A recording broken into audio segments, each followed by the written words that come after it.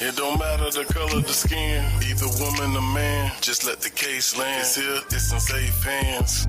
This is God work, not a fake plan. Too many kids being found in these lakes, man. This is MTGV, and you with Miss V. She keep her ear to the street, like a drum to a beat. Welcome in, everybody. This is the place that you wanna be, but all trolls we delete, you better believe. Just so you know we on go, for those that's taking these souls, we know, but it's getting so out of control. Just so you know we on go, for those that's taking these souls, we know, but it's getting so out of control.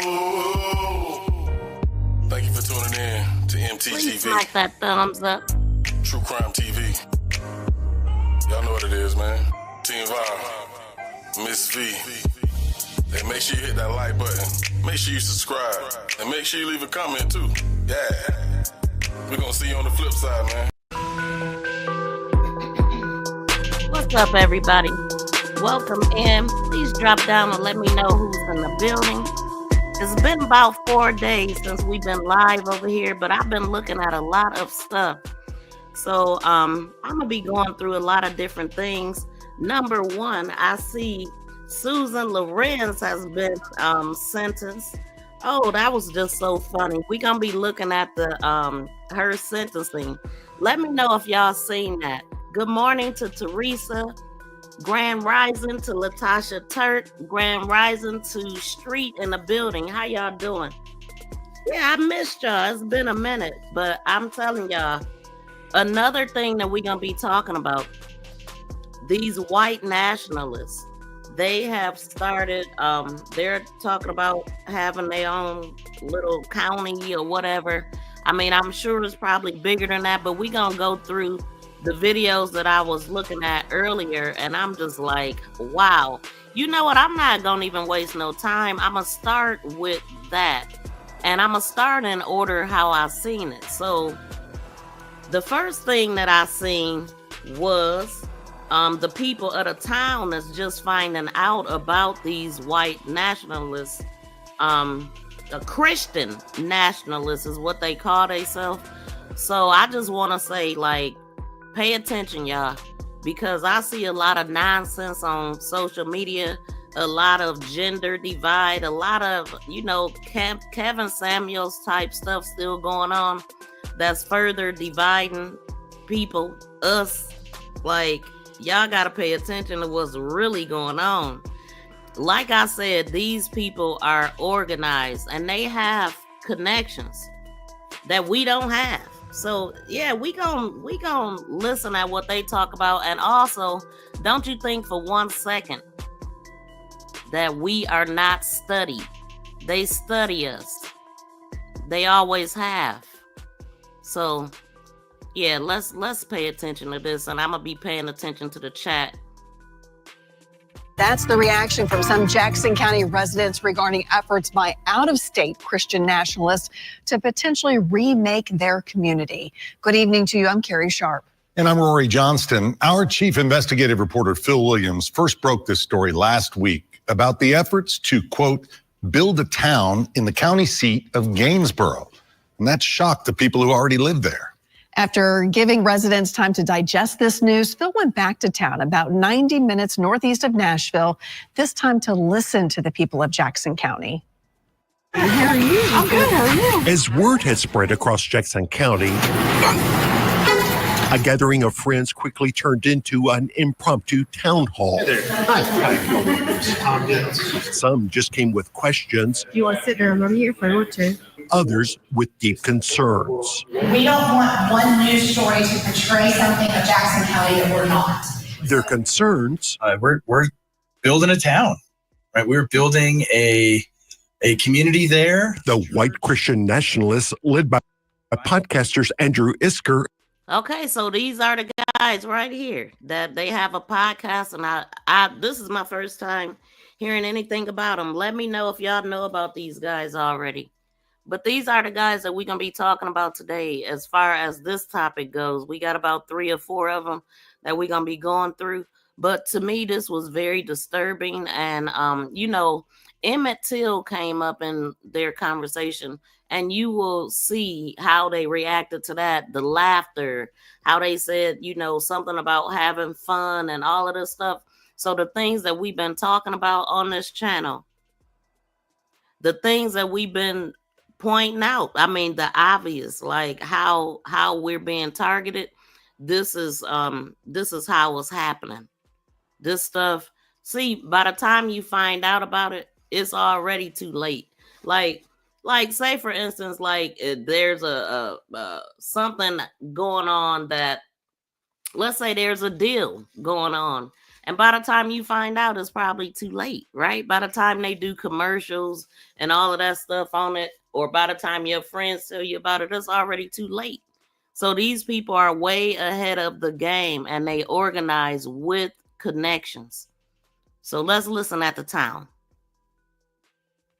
And C.J. Ingle now setting their sights on Jackson County and the county seat of Gainsborough, hoping to turn this quaint community of just over 12,000 people into a political haven for others like themselves.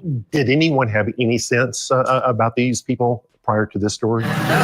Among those we met, some had deep roots. My family's been here for 7 generations. Others were drawn here by the openness of the people they now call neighbors. This town is such a loving group of people. I am accepted, even though I came from outside. And we were there to listen. What has this story done to this community's sense of well-being? I think mainly people are scared. Diane Murphy is vice chair of the local Republican Party. Yeah, I listened to the podcasts. I did the research on what you mentioned. It scares me that they are very clear about taking over. Developers with right-wing ties have purchased hundreds of acres of land in the area, trying to recruit other like-minded people to join Isker and Ingle in relocating to Gainsborough. In a video posted online by one of the developers, Isker talks about the ability of those people to get their way in a small community. Right, you can actually exercise far more political power, even with a few hundred or a few thousand people, than you can on your own, widely dispersed across the entire country. When you hear that? Y'all hear that? And this is happening. This is what's going on. And you see, like the lady that just talked, she's scared. She's worried about them taking over. She didn't say nothing about their beliefs. She didn't say nothing about that. So when we hear about these little small, sundown towns, here's how they develop. This is the mindset. This is what you call organization. hear them talking about coming here to build a town, to build a community, what's your reaction? I'd love to speak to that. That makes me mad. Diana Manley owns a local restaurant, and she sees a community that's remaking itself without the help of strangers from out of state who don't understand what Jackson County already has. People from all different walks of life, genealogies, nationalities, race, you name it. We have got a melting pot right here in this small town, all working together to make this town come back to life. What is it you're afraid of losing? I don't want to lose what we already have. The sense of community. It is a very welcoming community, but I think they kind of came in under the radar and want to recreate it in their own image. Forgive the background noise. I'm actually here at a watch party with the Jackson County GOP. On election night, the podcasters monitored the results from Gainsborough with the real estate developer behind the project, Josh Abatoy, doing a live report from a local watch party that he had hosted. One of their podcast buddies also set up an account on X, formerly Twitter, that claimed to represent the views of the local Republican Party. It said it was the official account of the Jackson County GOP. But it was not. Party Chair Bo Smith learned about the account from News Channel 5 Investigates. We also showed him where Ingo had tweeted. Wow, so they got an account set up saying it's the GOP and it's not, they're saying. But see, this is a pure spread of what? Like, I mean, and who's shutting it down? Who's powering them? Like, yeah. Tweeted that the best way forward for Christian nationalists is to take over local level outlets of the Republican Party. So that's not going to happen, especially now due to your reporting. We're thankful for that. And, knowing these people are in our community is a big deal. Have these Christian nationalist podcasters, these developers, tried to have a meeting like this to sit down and answer your questions? There's wolf in sheep's clothing. But what really concerned these Jackson County residents, some who were reluctant for their faces to be on camera, are the podcasters' views that the civil rights movement was a mistake, that foreigners who've become U.S. citizens still don't belong in America. What is it you would like for these people coming in from out of state to know? What message would you have for these people? This town is not for them. No, it's not for them. This is the biggest threat of America. And ain't nobody talking about it. This was before Trump. These people been around. I mean, I'm sure it do seem like they get more brave when he's in power. But they've been around. Like, black people, the lynching ain't stopped. It hasn't stopped. And this is why. And it's going to continue as long as these people are in power and continue to get power. We are not that community, and we don't want to be a part of a racial hate community. Got me. See, these are guys right here. This is the podcast that they talking about. Look at them and listen at what they say. Meant to rule. Period. Then there are their views on women and how they detest the specific impact of college-educated white women on the culture of the world they see around them. The white women on Facebook that you're referring to, they are probably the scariest thing that these guys are going to have to deal with now. What I saw and heard on this day is that if the Christian nationalists think Gainsborough and Jackson County is a place where people all think like them, they don't know Jackson County. These people's views do not represent our community. And if they think they're going to come in here and take over and force their views on everybody else, they're going to have a fight on their hands. Phil Williams. Now, what she said, that sounded good, but everybody have different views. You heard what the older lady said. They're just scared. She wanted to hear their views and find out what they talking about. Like this, yeah, hold on. I think that was the end. It's about the end. News Channel 5 investigates. So who are these Christian nationalists and why are their views so controversial? If you missed Phil's original investigation, you can watch it right now at newschannel5.com and all of our streaming apps. So it's another tonight video. at News Channel 5. I'm gonna let that one play too, but first I'm gonna see what y'all think about this. I swear when I hear Malcolm X, it's like he's speaking this day. Nothing changed. They just came out their closets. Exactly. Anita says, I can't Trump. Welcome in, Jessica and Teresa. Drive safe. I see you said you were driving and listening. Nationalist for head of Department of Defense. I mean, and that's the thing, like the boldness, I don't see nothing good coming out of this. Of course it's not. Like, it shouldn't even be okay. Shouldn't even be okay. But I'm gonna continue to so we can understand more of what they're talking about here. Investigate. What blew me away is the coverage that they got. You know what I'm saying? Like, we can't even look. We was talking about Devin Jeter, and my last live stream, I was like, oh, they found this vehicle or whatever. I found like a 30-second clip, 39-second clip. They still haven't gave us no details on how they, that came about and why they didn't discover his truck, the SUV that he had rented sooner than they did. Like, but look at this coverage, 11 minutes and 10 seconds. But we gonna watch it. Special report reveals the Christian nationalists who want to turn a small Middle Tennessee community into their base of operations, hoping to attract others from around the country. Thanks for joining us. I'm Rory Johnston. And I'm Hunter Hope. This is like a press conference. Let me go on and slow this down.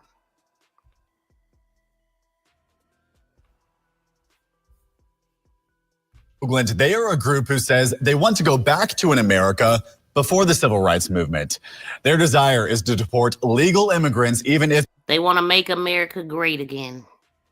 They became U.S. citizens decades ago. And they want to put women back to where they think they belong. Our chief investigative reporter, Phil Williams, has been investigating this effort for 3 months. And Phil, you found that longtime residents didn't even know this was happening. That is precisely the case. This has very much been developing under the radar. In many ways, the views of some of these people are not so different from the white supremacists we've seen marching down Nashville streets in the past year, although they dress up their ideas with intellectual buzzwords and call it Christian. And they hope that about 90 minutes northeast of Nashville, tiny Jackson County will welcome their controversial ideas of what it means to be an American. We don't need all this music now. For the Christian nationalists setting their sights on Jackson County, Tennessee, picturesque scenes like this represent some nice country music or whatever, it seemed like some pleasant music for some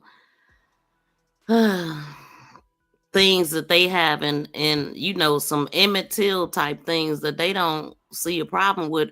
And y'all gonna see that in this video. It was disgusting. Present what they call Heritage America. It's a notion reflected in the Norman Rockwell images they post on social media of hardworking white people, especially white men. We're building a town. We're building a community there. Leading the way are podcasters Andrew Isk. Notice he said we're building, not we going to, we about to, we thinking about it. We are building. A right-wing pastor from Minnesota, and CJ Engel. A pastor. White wing pastor. And they do use Christianity. I mean, I believe that they put edits in the Bible. I do. You know they did. To control the slaves. But we gonna listen. Who recently moved to the area from Northern California. Like all of our heroes were way more racist than we're allowed to be today. Together, the pair host what they bill as the #1 Christian nationalist podcast in the world. God made men to rule, period. That's the world God made. If you don't like it, take it up with him. And here in the foothills of the Appalachian Mountains, Isker and Engel hope to make a new home in a place where most everybody looks like them and thinks like them. So the question is there room for like-minded Christians and patriots in Tennessee? Yes, there's an imperative for like-minded Christians to gather and fight with us. Like, we need Christian nationalism in one state. Like, that's what we need. After first announcing a project here along the Cumberland River in southern Kentucky near the small town of Burkesville, the developers behind the plan recently announced their move into Jackson County. Here along the line with Macon County, one of the developers has bought up 500 acres in these rolling Tennessee hills. It's not clear exactly what he intends to do with all this land. He bought it. Okay? Bought it. But just a few minutes down that same road, just across from the Jackson County High School, a separate business entity has purchased another 100 acres that they are apparently planning to develop. And they've announced that Gainsboro, the Jackson County seat, will be the focus of... They buying it up. So what? Like, we need to put this on the map. What is this? The community in Gainsboro, Jackson County area. Their efforts to resettle like-minded people from around the country. From what I can tell, they're Christian nationalists, and I wouldn't hesitate to say white Christian nationalists. Pastor Kevin Riggs has been sounding the alarm about the rise of Christian nationalism in Middle Tennessee for years, including Gabrielle Hanson's unsuccessful campaign for mayor last year in affluent Franklin, Tennessee. You said 4 years he been blowing the whistle on this. For years, this stuff been going on. That it borders on Christian Sharia law. A Christianized type of Sharia law where everybody, it doesn't matter if you're a Christian, it doesn't matter if you're an atheist, it doesn't matter if you're a Buddhist, it doesn't matter what, you're going to be forced to live by this narrow interpretation of Christian principles. Having Christian nations on American soil. Yep, that's ours too.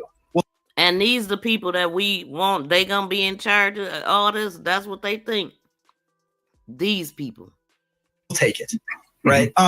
That, like, restoring American identity right? American, like heritage American identity, that's good.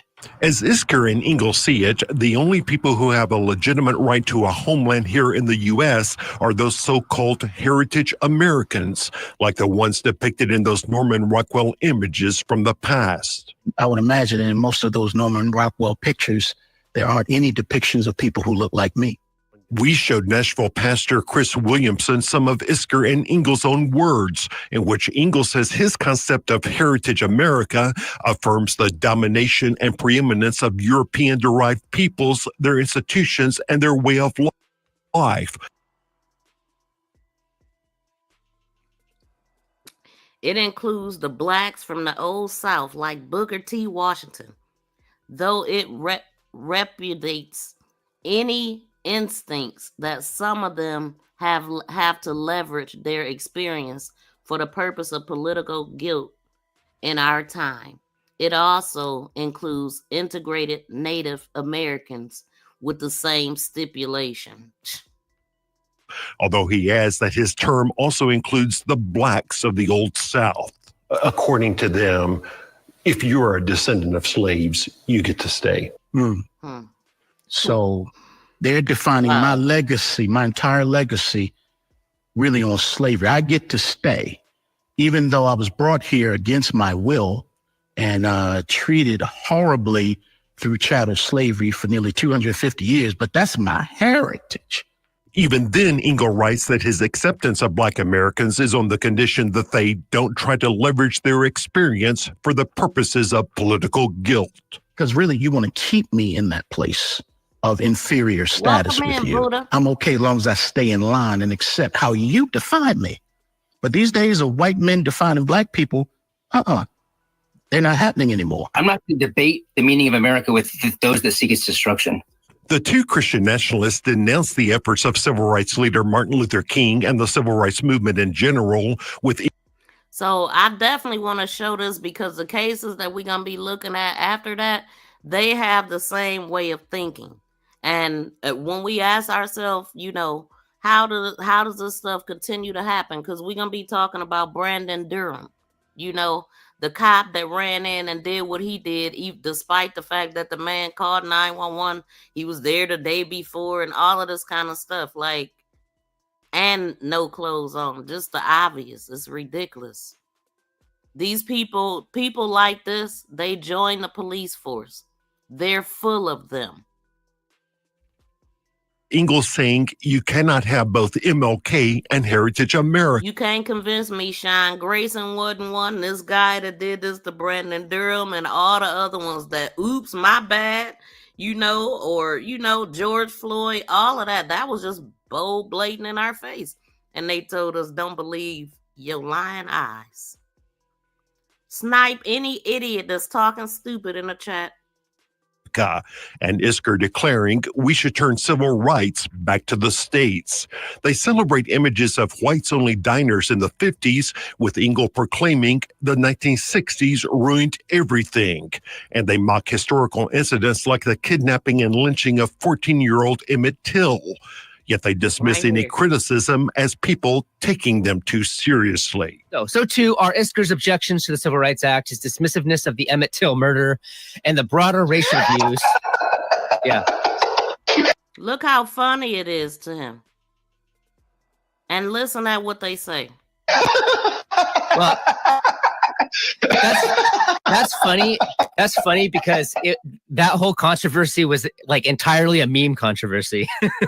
I know. Yeah, exactly. Yeah. It's like, come on, man. Anyway. Yeah. You get in trouble for having fun. Fun. So yeah, it wasn't that long ago, and guess what? The people that did that raised them. You see what I'm saying? It don't stop, it don't quit, it never has. I wish that people, Black folks, the ones, especially the ones that I see beefing, all of the stuff, just the nonsense, y'all ain't paying no attention to the real threat of America.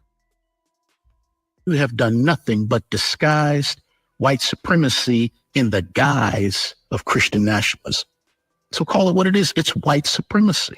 It's not nothing Christian about it.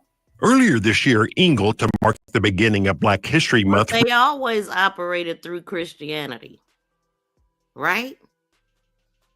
Wasn't they the ones handing out Bibles and no, Sundays was the days they didn't get beat, right? That was the days to keep them in line. responded with his own celebration of Heritage History Month, holding up white supremacist thinker Sam Francis for praise. Among his writings, Francis suggested that if whites wanted to do so, they could dictate a solution to the racial problem tomorrow by imposing fertility controls on non-whites. See, and that's the real problem, the threat. That they would no longer exist, I guess. This is what they're thinking. And I don't study this stuff, but yeah, I've been hearing that for a long time. So let's make sure nobody else has any more children. Anyway, let's listen. It's repulsive. It is. That people would think of me and people who look like me in such degrading ways. And yet they claim to be Christian nationalists. Keyword is claim. Part of this is coming out of fear because we're moving closer and closer to that day where the white European Christian is the minority or the new minority when you add up all the other minorities. So they're losing power and they're trying to stop that as well. In fact, their rhetoric. They do hate us. They hate white Christian men, period. Who is they? Who is they? I'm curious. Who is they? Because then that group that was out in Columbus, you're going to see them go across too. And I guess they were saying that. So that's the lie that they tell themselves because ain't nobody hating but them. End of story. Is reminiscent of this scene. And why is they even this organized? You see this? So these is the people we seen in Columbus, I guess. These are the people that's the head of them? Is that what they telling us?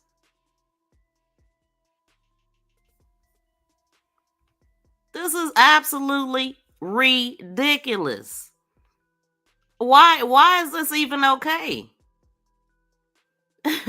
The police academy trained their cadets using... Oh, yeah, I heard Taylor say that. I was going to ask about that. Because I got some people that I know that's in law enforcement. That's a problem if that is true. It shouldn't be a color. It should be red or yellow or something. You know what I'm saying? It shouldn't be nothing but that. But this is the problem. This is what's happening. These groups are organizing all over the U.S. And they're doing it through electronic ways and everything, from my understanding, sending out flyers and recruiting people all over the world. And the bigger they get, the more brazen they get. Where neo-Nazis took to the streets of Nashville earlier this year. Now, if you strip it all down, this was in Nashville. Now, this was them. These are the same people that was in Columbus. I didn't see all this on the back of the jackets and all that, but the face is covered and all that. Yeah. They're saying the same thing. They're just saying it in a way that may be more acceptable to people. But at the end of the day, it's the same tired ideology of white supremacy. As Isker and Engel see it, this endeavor isn't just about moving to a place where the people look and think like them. They also imagine creating a political force that has an impact on communities like Gainsborough, eventually extending their reach statewide. If you have towns like ours that we're going to be building, right, where there are a lot of people that are very politically motivated and very well organized, right, you can have as much influence as one of the big cities in Tennessee. Hello and welcome to Contra Modem. It is election night. It's the big night. Welcome, everyone.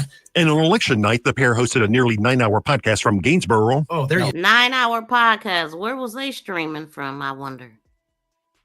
No, he's on. He's on. He's live. There I am. Hey. Bringing in some of the biggest names from the Christian nationalist community. This is Charles's moment. Charles, welcome to the 2024 election. With one suggesting that Donald Trump's strong showing. I mean, if he does that, then, Red Caesar, mandate from heaven. Rock Notice they dress like the government. and roll. Let's go.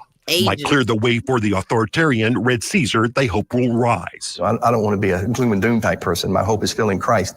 But what I see on a practical level scares me if this kind of thing just keeps growing and takes root in our country. As for what these Christian nationalists hope to plant here amid the beauty of rural Middle Tennessee, these pastors say what they see is not American, nor is it Christian. So when I hear people talk about Jesus and their Jesus does not invite people to the table of grace, when their Jesus excludes people, they're not preaching the gospel of Jesus. That's something else. I don't recognize that. And I don't want that kind of Jesus leading our nation. Man, listen here. And that's not all. Among their other controversial views, they say they, quote, hate democracy, they're rooting for a Protestant dictator, and they think God made men to rule over women, that men are supposed to teach their women what to think, that it was a mistake to let women vote. And among the worst influences on America today, in their words, are college-educated white women. Wow.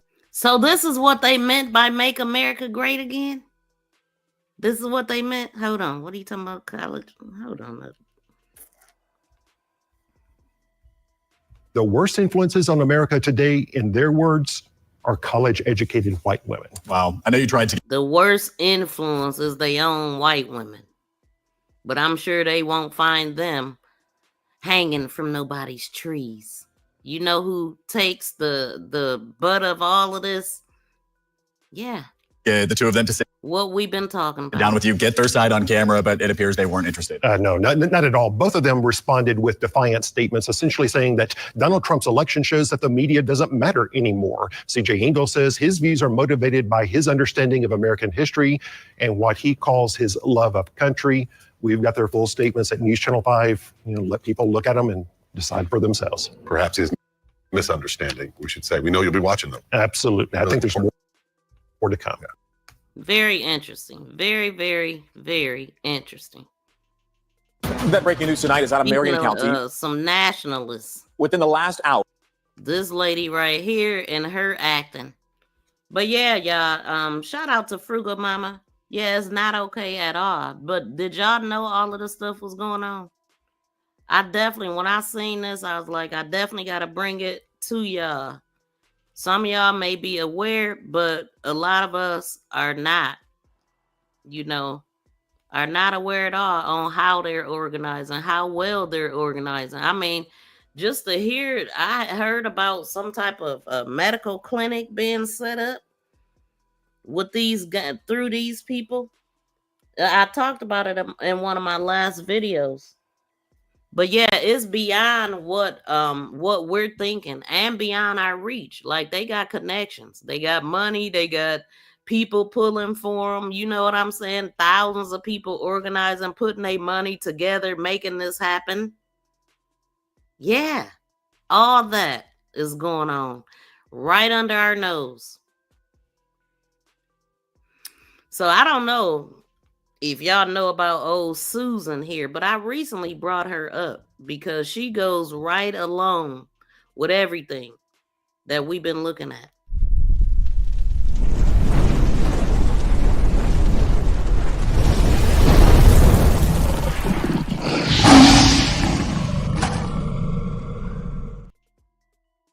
Old Susan here was a white woman that lived in a low income, it appears. Like, she lived in a area with a bunch of children, and the ones that she had the biggest problem with was AJ Owens' children.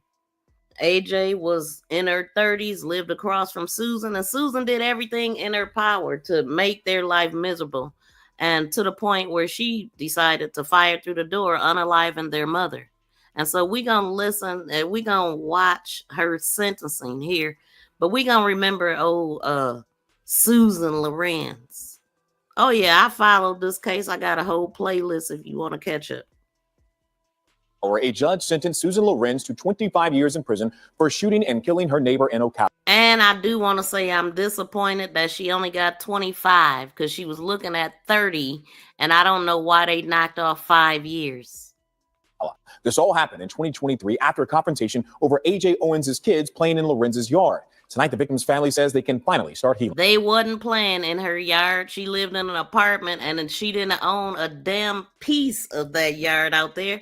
Yet she put trespassing signs out. She had her landlord caping for, or somebody that maintenance the property caping for. Like, I think he was the owner of where she lived, but he didn't have nothing to do with the property that the kids was playing on, the grass. Somebody else owned that. Yet he powered her to put out these no trespassing signs, which gave her the power. Not to mention the thousands of times that she called 911, and a lot of that I got on footage. They got on footage, and I have it in my playlist of multiple 911 calls that this lady sent out, and just a coward. Like, she thought she had all her ducks in a row. And it's just gonna be funny how when the defense is talking and she's just boo-hooing on that part, and then as soon as the prosecution come and she already know that they ain't on her side and it won't be no violins playing, she got this real straight, cold look like the thug that she is. So yeah, let's check this out. Question 2's Christina Watkins just spoke with Owens' mom. And Christina, she calls this justice. What else did she have to say? You know, Summer and Stu, the family hugged and they cried as the judge sentenced Susan Lorincz to more than 20 years behind bars. The judge in this case called the shooting, quote, completely unnecessary, and said they felt like Lorincz acted solely out of anger instead of fear. Today's hearing lasted more than 3 hours. It was very emotional in this courtroom behind me.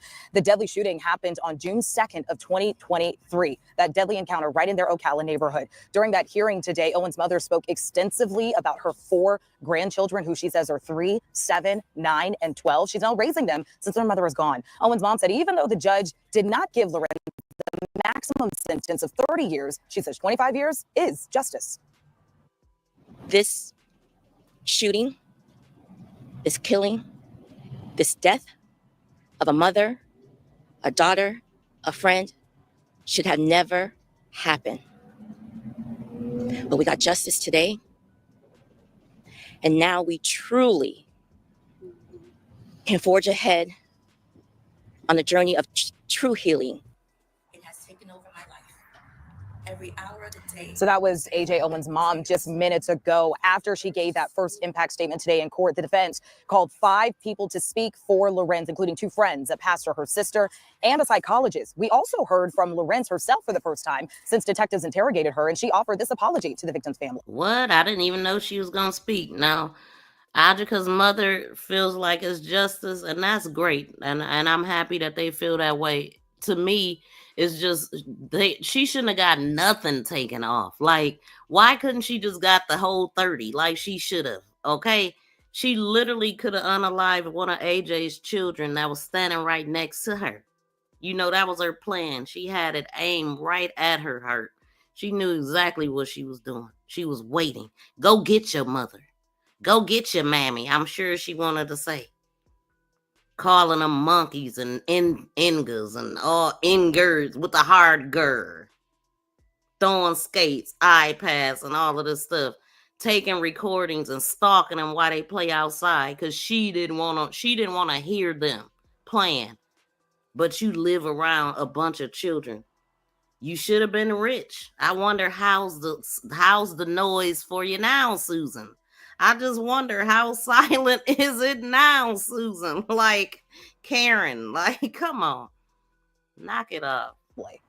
First and foremost, I'm so sorry. No, yeah. I took AJ's life. She only sorry because she done lost half of herself and her circumstance. She don't give a damn, and y'all gonna see that. I never intended to kill her. Oh, you I so wish I could go back and change things so that she was still here. I would trade my life I bet. so that she could be here if it were possible. I know that you have all suffered from her loss, and I have prayed for you and your family during this time so that you can, that God could help you.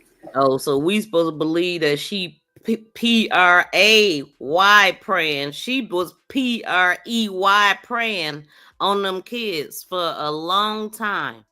And AJ wasn't doing nothing but trying to figure out what's going on. Come outside. Come have a conversation with me. But she wanted to convince us that AJ was trying to kick down her door and come in there and do this and that to her. Like she was a little tyke or something. Like, girl, she did not care. She wasn't scared. Nothing I can do will change the outcome. I can only tell you. She was powered by every cop that came to her house. At every 911 call, they powered her. And that's why she ended up doing what she doing. She thought she was good because them cops that was coming out there was on her side. She thought she was good. I've cried and I feel horrible for my actions. So we asked the Owens family if they accepted that apology. They said they felt like it was a last effort for Lorinz to save herself. Now, in a statement we got from the state attorney here, Bill Gladson, he said in part, quote, "The outcome of the trial reflects our commitment to justice and the integrity of our legal system." Listen here, Lorinz man. Let me tell y'all, before they arrested old Susan, it was so many excuses. Oh, she this, she that, the third. They was not trying to, this is anytime somebody say stand your ground, we have to honor that. They was not trying to arrest Susan. Please smack the thumbs up, y'all, if you haven't. and her attorneys now have 30 days to appeal the sentencing. We're live tonight from Ocala. Christina Watkins, West 2 News.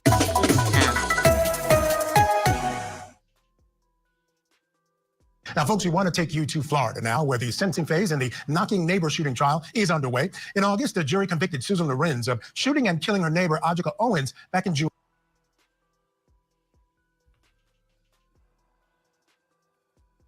I knew him by his association with his mother. Never spoke to the other little girl and never spoke to. So I went to say something to her and she feet away. How could they hear anything?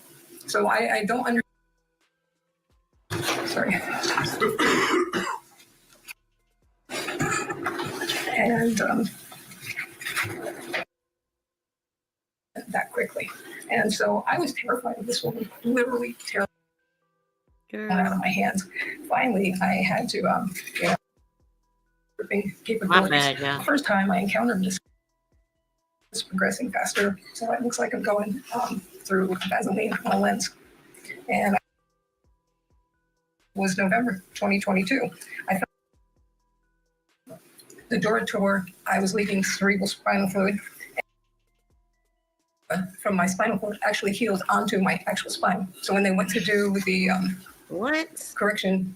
Why are we talking about this? And so I had gotten very ill. My right knee. I ended up having. Good afternoon. Okay. I'm making a statement so you understand my actions and my reasoning tonight on the shooting. My medical disabilities. I've had 25 knee surgeries on my right knee. What do that have to do with anything? I'm thinking, but I'm gonna try to hear this like nobody cares about none of this stuff. None of it justify what she did. I ended up having multiple replacements and then a catastrophic failure. No, what needed to happen was for her to lose the weight that she lost now, and her knees wouldn't have been screaming, possibly. Due to an allergy. I went back to have another knee replacement, and I was burned during surgery. And so, even talk about backwards knees, like all them 25 surgeries, and they put it on backwards. Like what? So I had gotten very ill, and my knee literally goes backwards. I told y'all she had a back. Okay, let this play. I had a laminectomy of my lumbar spine from the accident in 2019. I was back-ended at a stoplight, and there was a horrible complication. My dura from my spinal cord actually healed onto my actual spine. So when they went to do the correction, give it a little more space, the dura tore. I was leaking cerebral spinal fluid, and he had to do an actual spinal cord repair. They didn't know if I would walk again from that. Well, we know she walked again. She ran again. She did everything. Like she was running, telling that every chance she got. Calling 911. I'm talking about she had them on speed dial. They knew her by name. How's it going, Susan? Like they knew her by name. I bet you none of those ailments stopped her from bending her elbows with that fork in her hand because she was eating, okay? And she wasn't nothing stopping her from getting to that kitchen table or wherever she was eating at. Like, I don't even care what she talking about, but we gonna listen. I've also had left with nerve damage to my lower legs and feet and have diminished feeling and numbness. And I've fallen twice because of this. And I had just, I fell the first time in 2019 and had sustained internal injuries.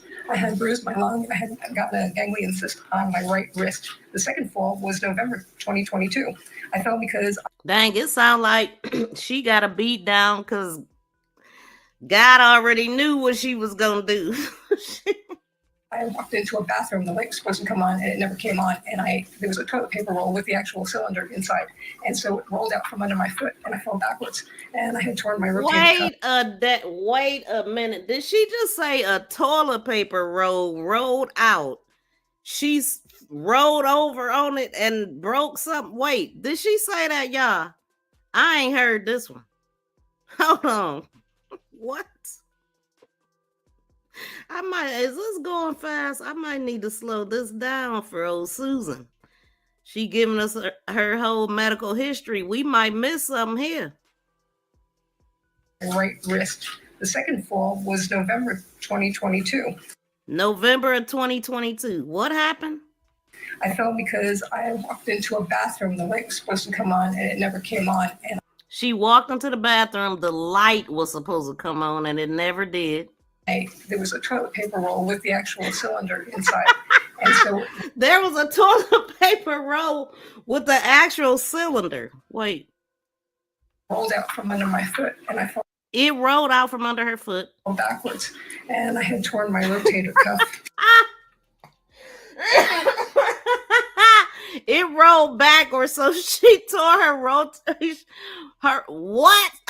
Man. And meniscus in my left shoulder.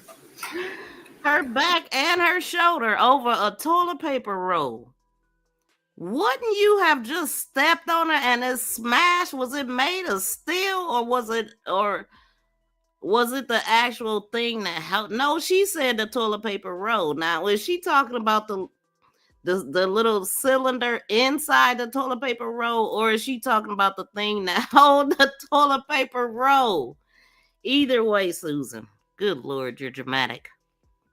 The 2019 accident also impacted my cervical spine, and I lost feeling in my hands. Wait a minute, let me see what y'all think, because I just need a little bit of help with this, because I am not understanding her correctly. She couldn't have. Shout out to BFF. She couldn't have. So her clap phone didn't come on. Man, listen. Wait, I think she was somewhere else. Like, what? I had never even heard that one, man. Maybe it was a sign. It was her ass. We really hearing this. Okay, I just wanted to make sure I wasn't tripping. Now, dang, this is crazy. And had to have therapy. I had horrible migraines, terrible neck pain, and was going through all this. And so... and none of those things she been through made her feel any sorrow, sadness for the kids, like feel bad that you didn't want them to play outside. Like, wouldn't you want to enjoy life if your life just flashed before you due to this toilet paper roll landing you flat on your back, causing a shoulder and back injuries? Like, dang, that was a hell of a fall, Susan. Tell us more. All right, I'm gonna listen. Let me hit mute for a minute.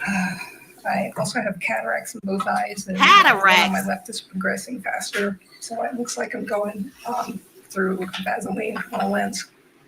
And I have some heart issues and high blood pressure. And there's a reason why I'm telling you all this.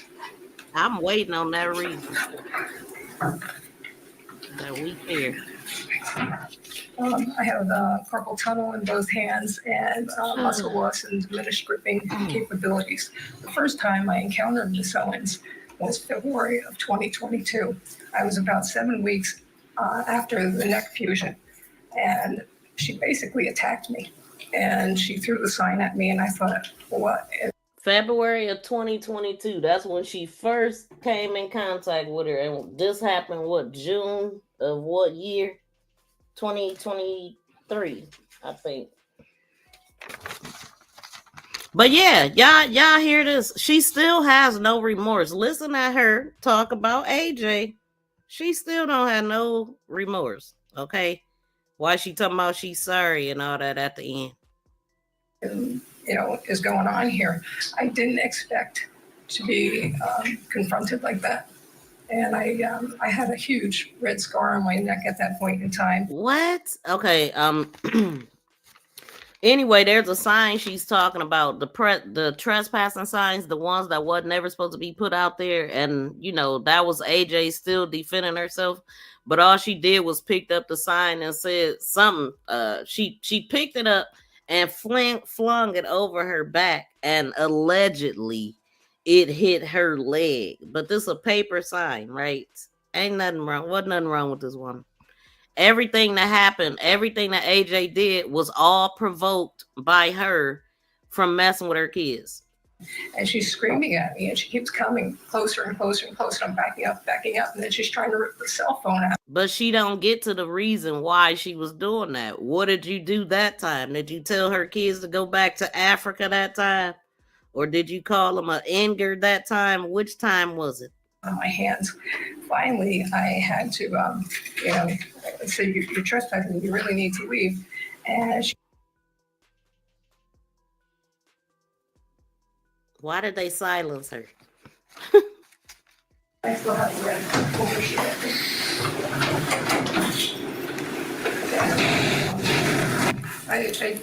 I've never ever dealt with someone who was that violent that quickly.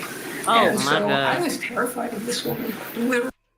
Oh my goodness. What are we doing here? Why is she even talking? Really terrified.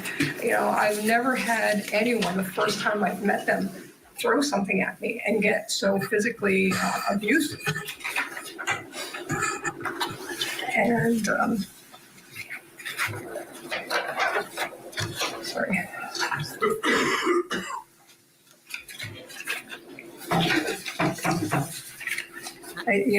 This is what drives me crazy about court, y'all. I always say, and I know y'all just heard it. What drives me nuts is the paper shuffling, the sneezing, the coughing, the bad audio, usually the buzzing and all of that. But I could look at it afterwards because we could do all this. People are saying I wasn't afraid. I was wasn't. horrified. No, you wasn't. When she was banging on that door. Scared people don't bring trouble their way. They don't invite it. I mean, they don't call it to them. You see what I'm saying? Like, she was standing up against the man that used to be out there playing with the kids, trying to keep things down and cordial because of her. Let kids be kids. Did y'all let me know in the chat? Did y'all follow this trial? It was just so loud in the house. I could not hear what she was screaming.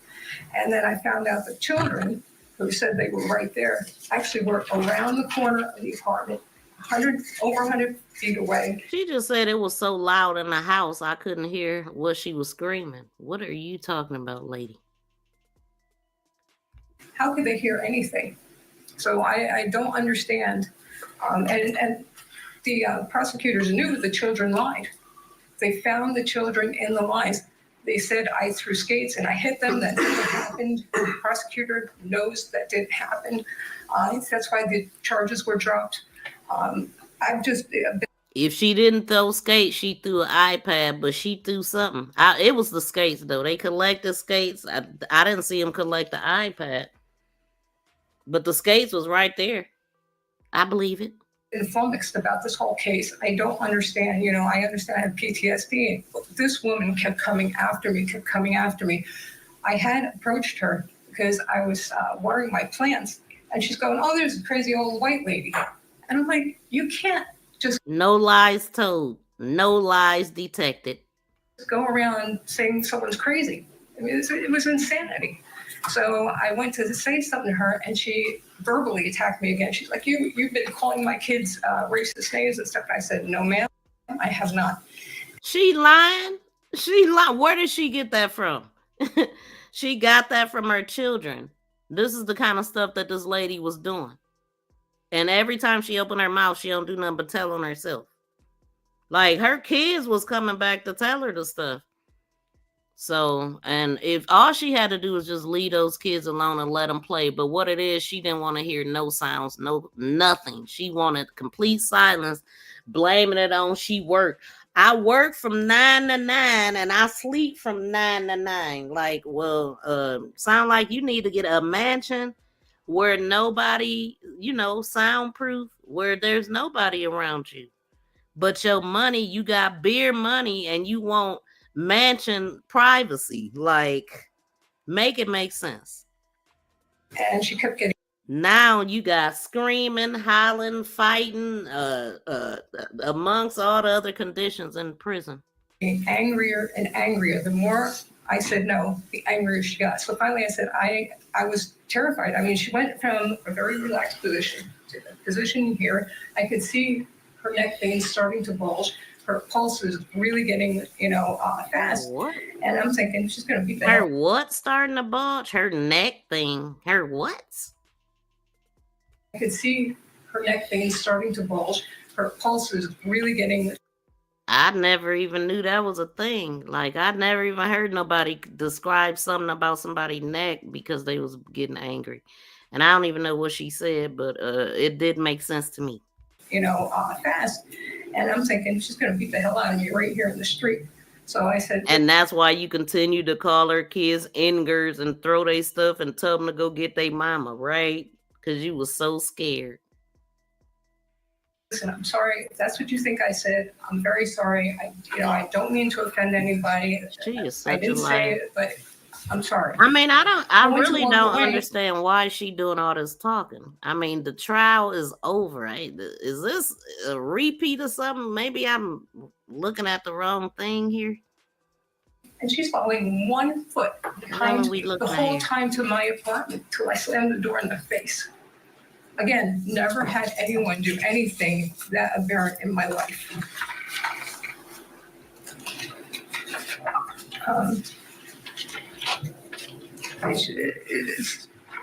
Like I said, it's been a nightmare. You are the nightmare. It says that Isaac had come, was one of the 3 children. I told him no, but he still put it in the report that this child was there. The child was never there. I have never spoken in my life to Isaac. I just haven't. I knew him by his association with his mother. Never spoke to the other little girl and never spoke to the little boy Titus. Israel, I did speak to. He has been unbelievably rude. And it was a few days before Christmas 2022. And he was trespassing. And I'm like, you need to leave. You're trespassing. And so he turns to me. He says, you're old. You're white. You're all alone. Nobody cares about you. You're worthless. No lies detected. Now, I believe that that's how she felt. You know what I'm saying? And hey, kids can get fed up too. He could have said that after all the stalking and all of this stuff. But either way, she remembered that. Either she remembered it because she made it up, or because it hit like a dog. What they say, a hit dog a holler. That was her. And I'm like, oh my God, I didn't expect this from a 9-year-old child. And so I finally said, you know what? You bring out the worst in everybody, Susan. If the child even said it. We come into this world alone. We leave this world alone. Get used to being alone. And he left. And next thing I know, she comes back. So she explained it to the child, allegedly. You come in this world alone, you be in this world alone, you leave it alone, or whatever she said. Like, and she's screaming and banging on my door. I'm like, what in the world is going on? You can't talk to my child that way. I said, ma'am, you need to leave. And so she was banging and banging. She breaks the door frame. She broke it so much that she bent the actual strike plate and I couldn't lock the door, and I couldn't open the door correctly. I was like, if she's going to do that to my door frame and break a metal piece, what is she? AJ was so calm, cool, collected. Like, she was way calm because Susan's soul should have been snatched. Okay.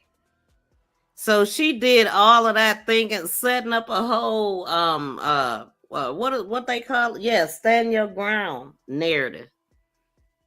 She set it all up. Oh, this is gonna be the day, and they're gonna buy it. Oh my God, the way that she's telling the story is nauseating, actually, because she's lying. She gonna do to me? I also have a from that same fall when I was on the toilet paper. I have an aneurysm on my left kidney artery.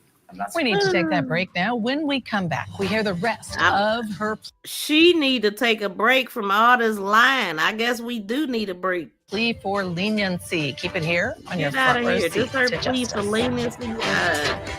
Who told her she could talk? I want her to sit down somewhere. And on closing arguments, Brian Camp claimed. Hold on. It's ridiculous. Susan.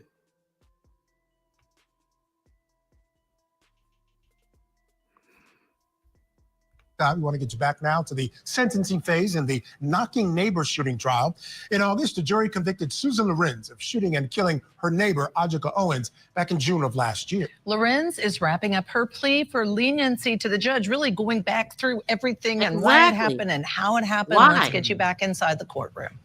I also have a I don't know. I mean, I don't recall seeing it done this way. Why is she going through all the lists? Like, all I want to know is how much time she gonna get. She should have been in a nursing home. Like, man, you know this lady was 58 years old when this happened. So she's like 60. She looks older than my mother, who is 70-something. Like, she looked older than my mother. No lie. I mean, shoot, she looked older than my granny, who's 92. If I really want to, she aged like a banana. You know what I'm saying? The color she got on, she is a banana. From that same fall when I was on the toilet paper, I have an aneurysm on my left kidney artery. I've never heard of an aneurysm on a kidney, but I'm no doctor. To be getting excited. I'm not supposed to have high blood pressure. This woman is terrorizing me. I mean, she is absolutely terrorizing me. If she hits me, she will kill me. Literally, she will kill me. I will bleed out internally. I will exsanguinate. So was I terrified? Absolutely. And just as far as the kids saying I said racial slurs to them, it never happened.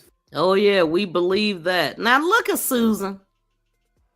You hear her acting like she was this fragile little old stick person. Do y'all see Susan up here next to AJ? Oh, I would have just, if she would have just hit me. But you was trying to provoke her to do it. Like, I need her to speed this up. I just never said them. I have never talked to London. I have never talked to Calix, Jareth, or I don't remember the kid's name. But Isaac was the other one. I have never spoken to him. Don't Isaac, even I knew remember. the other three. You could at least remember their name if you want us to feel compelled to, lighten the sentence. But I guess, look, he's sitting up here listening at all this garbage, though. Let me say that. And he gave her a -5 years. I'm not feeling that. She should have got the extra 5 years just for pulling this. What she doing right now? I would never have known they even lived in Durham.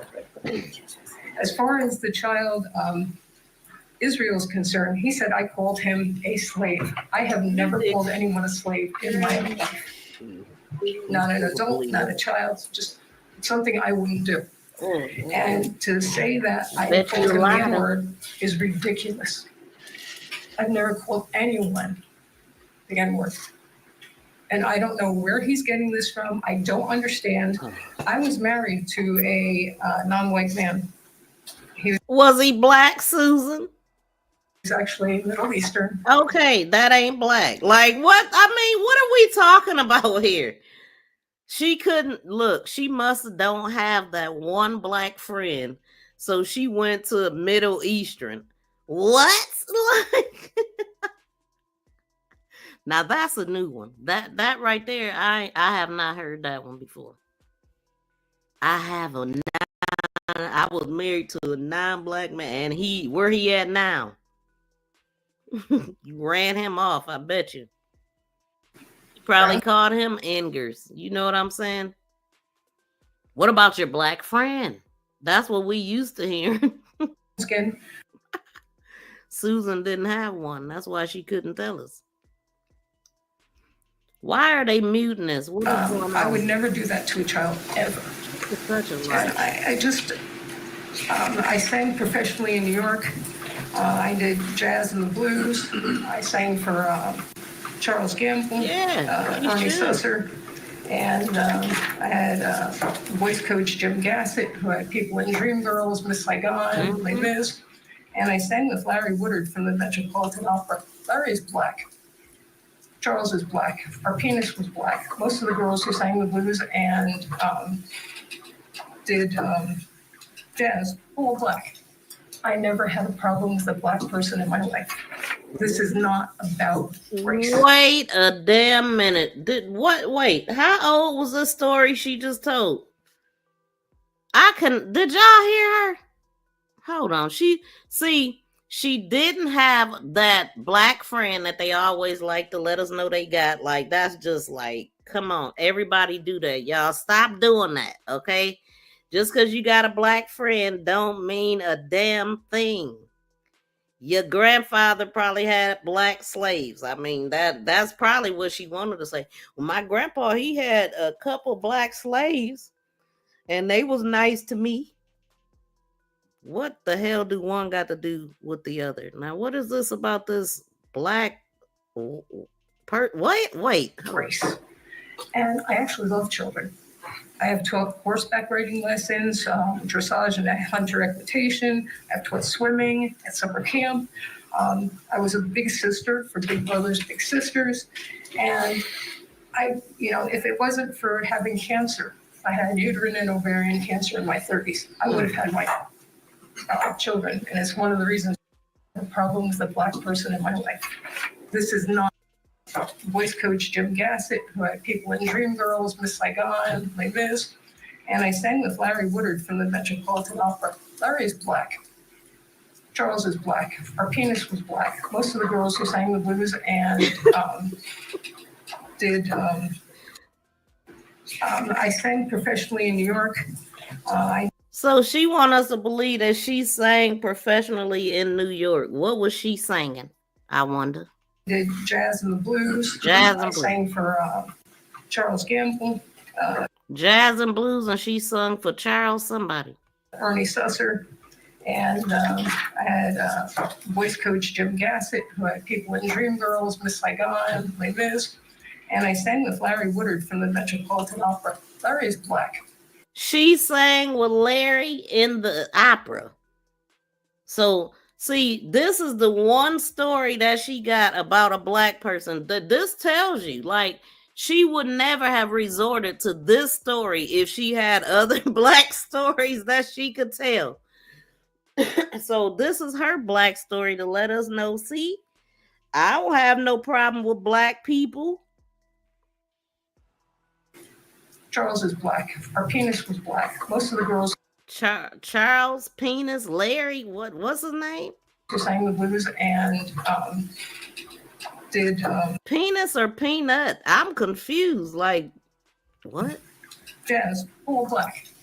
I never had a problem with a black person in my life.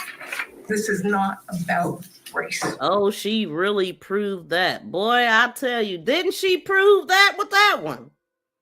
I would never think that she would have a problem after telling that story. She sang in the opera with this guy. I wonder what year was this, kindergarten class? Like, what year was this, I wonder? Anyway. And I actually love children. I have 12 horseback riding lessons, dressage and hunter equitation. She loved children, just not black children. I've taught swimming at summer camp. I was a big sister for big brothers, big sisters. And if it wasn't for having cancer, I had uterine and ovarian cancer in my 30s, I would have had my children. And it's one of the reasons why I had issues with the gentleman I was with, because he wanted to have another child, and I felt I was stopping him. That said, I would like to make a statement to AJ's mom. Now that's her real reason why she hate kids. That right there. She just told on herself. I'm just saying that is why Susan hate children, because she can't have none. Did y'all hear her? A liar and a hypocrite for sure. Like, come on, man. Absolutely street. That story just proved it. And then, like, the last thing that she just said is why she hate all children. Something about a uterine cancer or something. Hold on. She would have had kids. She loved kids. She would have had kids if it wouldn't have been for something. I had uterine and ovarian cancer in my 30s. In her uterine and ovarian cancer in her 30s. That's why Susan hates children. Would y'all agree? And then, like, these Engers got the nerve to be, having a good time. The sound of children playing, I never got to enjoy that when I was in my young 30s. I never got blessed with children. Therefore, I hate them, especially if they don't look like me. Got you. I've had my children, and it's one of the reasons why I had issues with the gentleman I was with, because he wanted to have another child, and I felt that's one of the reasons she had issues with the gentleman she was with. No, that's why you had issues with the children that stayed around you. And the gentleman that she was with, because he wanted to have more children, and I felt like I was holding him back. I was stopping him. You was, hell. That said, I would like to make a statement he to wanted more AJ's mom. kids like that. That is a no-brainer. Susan is miserable because of this. Yeah, she wouldn't have brought that up. What did she bring it up for? It must be for a reason. It must be because of her bitterness. All of this stuff. Bitter broad. Children and friends, it is with heavy heart and great remorse I write this letter to you. First and foremost, I'm so sorry. Wait a dang old minute, man. Hold on. Stop the music, okay? Now, okay. Now watch how she go. I ain't even watched this yet, but I already heard her tuning up. Now, y'all heard how solid she was. She didn't give a damn about when she was just telling the story. But now that she in the I'm sorry phase, she instantly tuned up. I ain't believing a damn thing, Susan, that you got going on, ma'am. To make a statement to AJ's mom, children, and friends, it is with heavy heart and great remorse I write this letter to you. First and foremost, I am so sorry that I took AJ's life. I never intended to. I just can't. Like, wait a minute, man. I just can't. We gonna see her tune up. We gonna be able to see her face when her attorney is speaking for her. You gonna see her tune up. Let's just get through this. Oh my God, this is ridiculous. I'm gonna hit mute this time. To kill her. The night I shot that gun, I was confused as to why she was screaming and pounding on my door. I had an idea that Israel told her I had hit him. I could not understand why she was so angry. And she truly scared me. Now that I know he told her I hit him, I am just profoundly sad. Not only did a mother die, but a daughter and a sister. I think of your family's loss and know how hard it is to lose someone you love.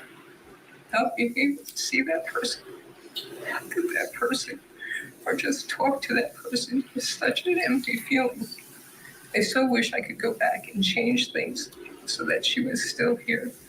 I would trade my life so that she could be here, if it were possible. I know that you have all suffered from her loss, and I have prayed for you and your family during this time so that you can, that God could help you. Nothing I can do will change the outcome. I can only tell you I have cried and I feel horrible for my actions. Please accept my humble and sincere apology for this tragedy. Ain't nobody buying that, Susan. Defensive, anything else I'd like to add? Not for witnesses, Judge, no. Okay. Man. Any argument you'd like to make as to All what's right, let's bring in our guest. Hold Joining us to the discuss hell attorney and former on. prosecutor Tommy Pope. Tommy, great to see you. Thank you so much, as always, for joining us here on the program. Here's what I got to say about what I just heard. You know, she got to the part that I think she should have started with and ended with We at don't the end. care, Susan. But it didn't Hold hit on. the same for me, Tommy. Hold on. To the meaningful one, like you said, if she had she still, maintains she's afraid for her life. In other words, you could have given her the things she wanted to say in a much tighter. Right. See? Let's go back inside the courtroom. She was talking way too much. Didn't nobody want to hear all that? I think that was where they was going. All we want to do Lock is his ass up. Lock his ass up. You're going to jail. You're going to jail.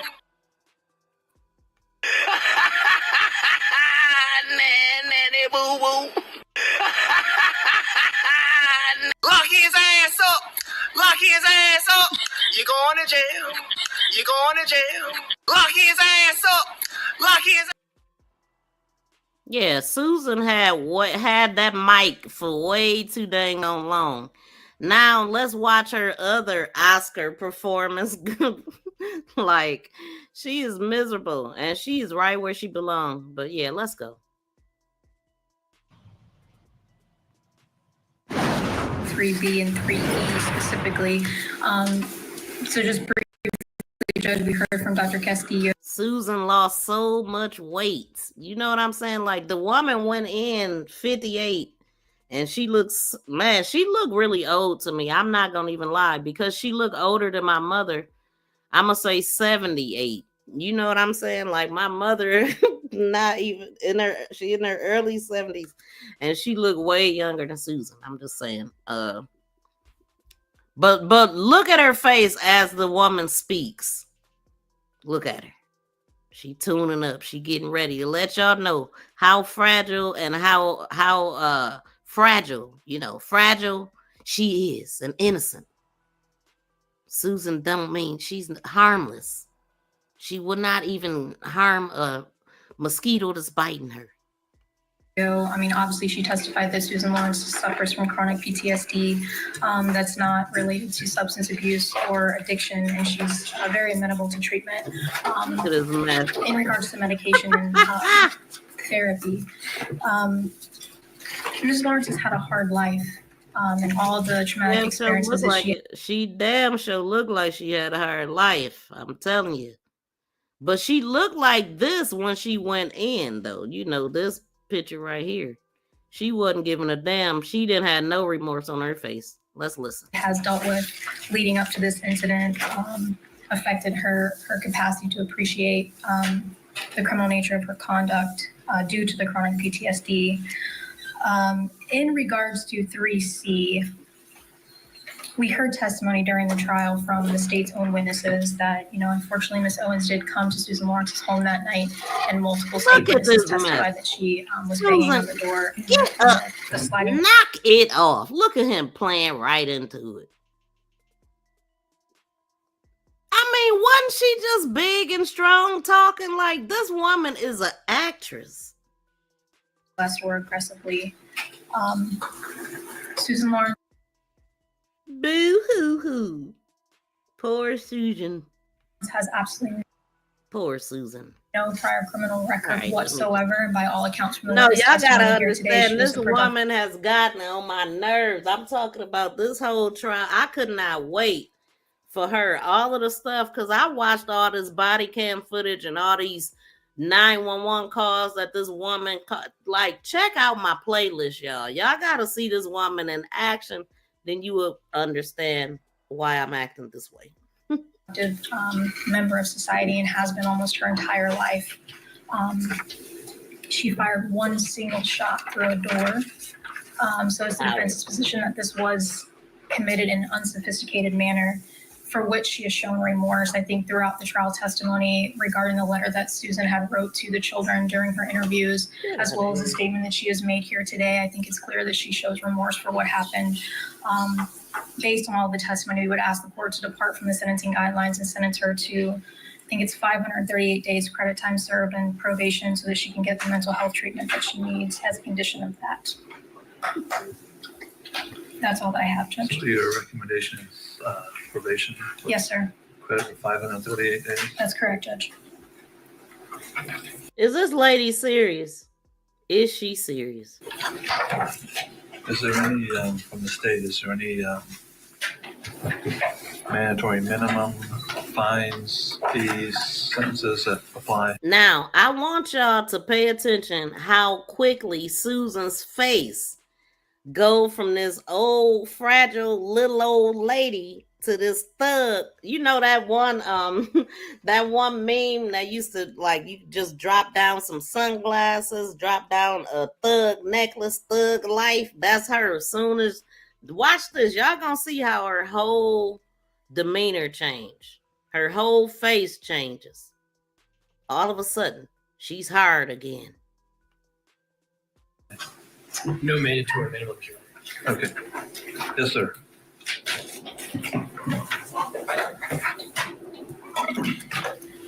Your Honor, in regards to the downward departure arguments made by defense counsel, one, they claim that the defendant requires specialized treatment and is amenable to treatment. She repositioning herself for the thug.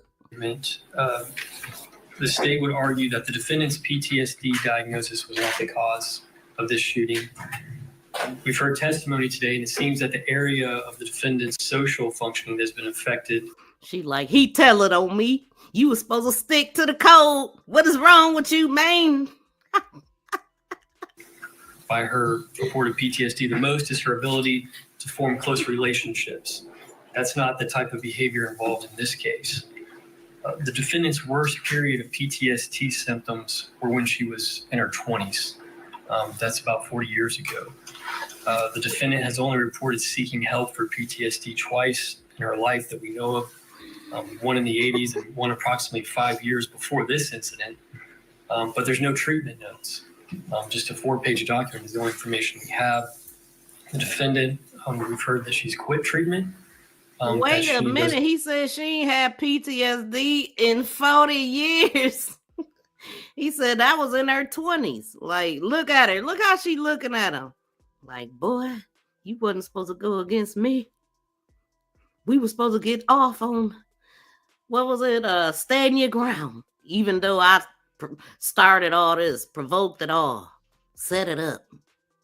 Distrust providers, that she has not stayed with any type of treatment. Don't shake your head, Susan.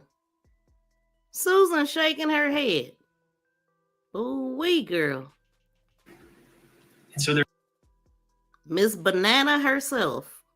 There's not a reasonable possibility. And in yellow. That such treatment will be successful. There's also mental health treatment that is accessible to inmates in the Department of Corrections. And when the defendant made her statement, she listed many things, many problems, including 25 knee surgeries. Welcome in, Jake Lovers. But I believe the only mention of PTSD was the statement that I know I have PTSD. So, Your Honor, again, PTSD was not the driving force in this case. It is not a basis for a downward departure. Number two, whether the defendant had the capacity to appreciate the criminal nature of the conduct involved in this case or confirm her conduct to the requirements of the law, and whether or not that was substantially impaired. Your Honor, the defendant had the full capacity to understand what was going on the night of the incident. The defendant took pictures. She took cell phone videos of what was going on leading up to the incident. She knew what was happening. She confronted the children about what was happening. She called 911 and talked about what was happening. Oh, you She did? talked about her statements I'm just to now police seeing. about what was going on in the apartment, about being in the bathroom, washing your hands, going to the kitchen, getting the gun, returning and shooting Miss Owens through a locked door.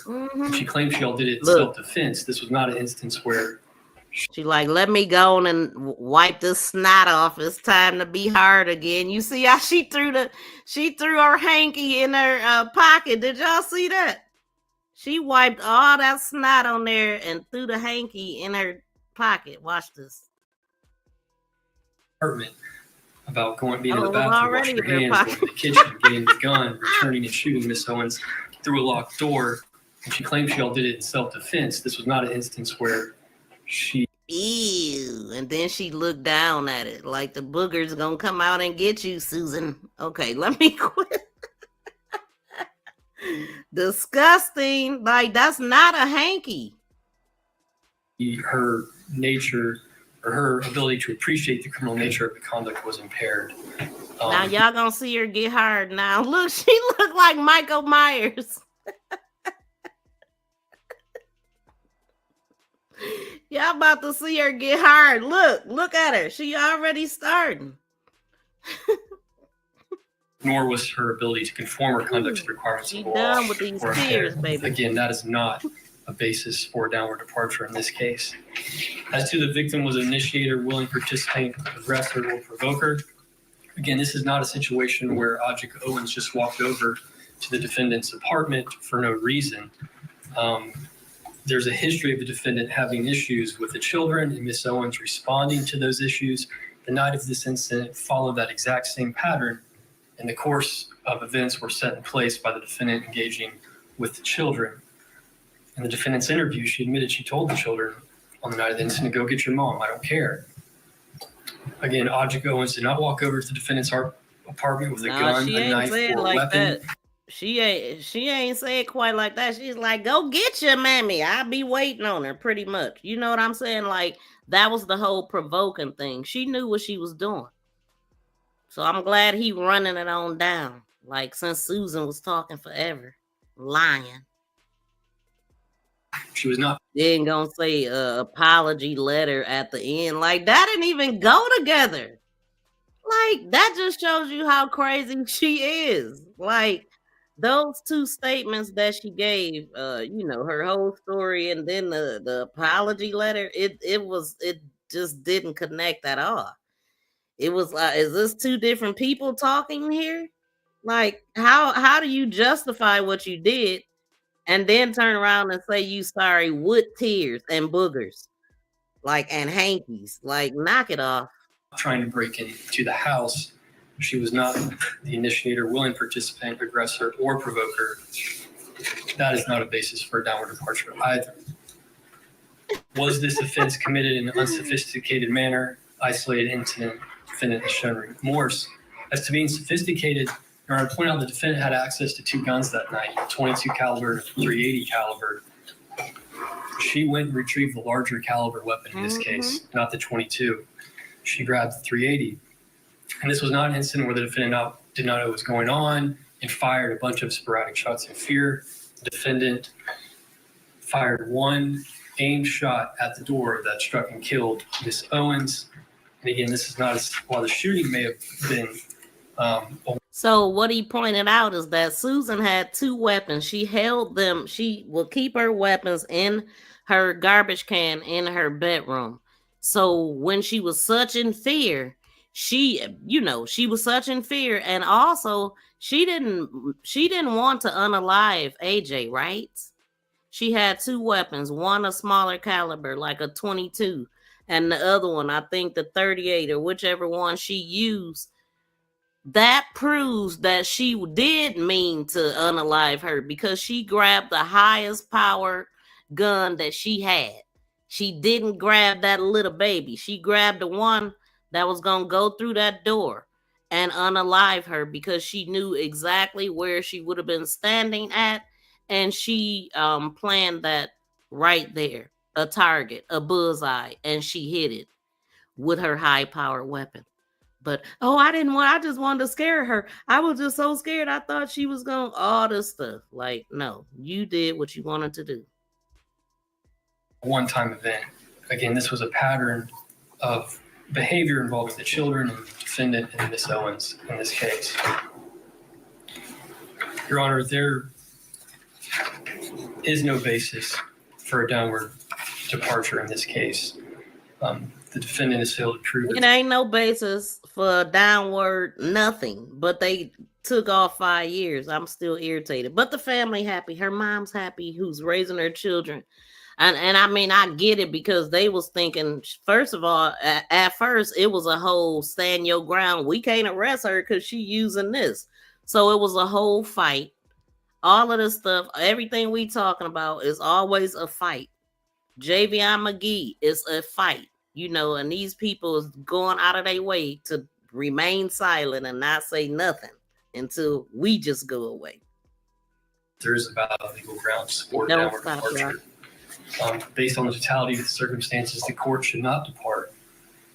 The defendant took the life of Ajike Owens, a 35-year-old mother who was her neighbor, and Ms. Owens was a mother of 4. The interests of justice are best served by sentencing the defendant to 30 years in the Department of Corrections, which is the maximum sentence in this case. So in addition to 30 years in the Department of Corrections, the state also asked for $100 cost of prosecution. We need to take a break here. When we come back, the judge issues his sentence. Keep it here on Court TV, your front row seat. Where her capacity was in evidence to prove that departure. And Central, only on Court TV. PTSD, which is a recognized mental disorder, and is unrelated to substance abuse or addiction, and that she is amenable to treatment. So I do find she would qualify for that departure. On your second one, the capacity of the defendant to appreciate the criminal nature of the conduct, I don't find there was sufficient evidence to prove that departure. She would qualify for the departure of PTSD. So that's why she got 5 less years. That's what he just said. I mean, I didn't hear much of what he said before that because it was just coming on. But so let's hear it again.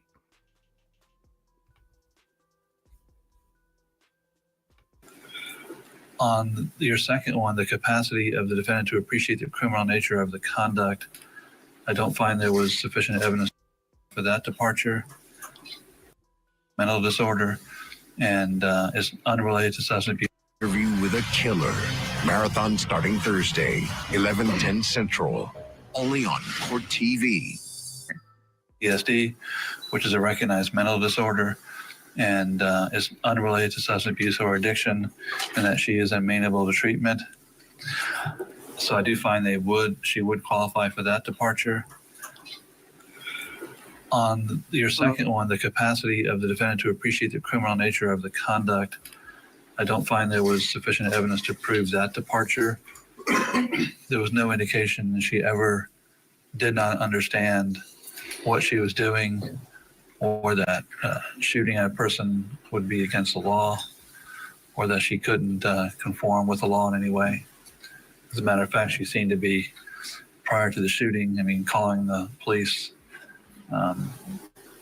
So it didn't appear to be any situation where her capacity was impaired in any way.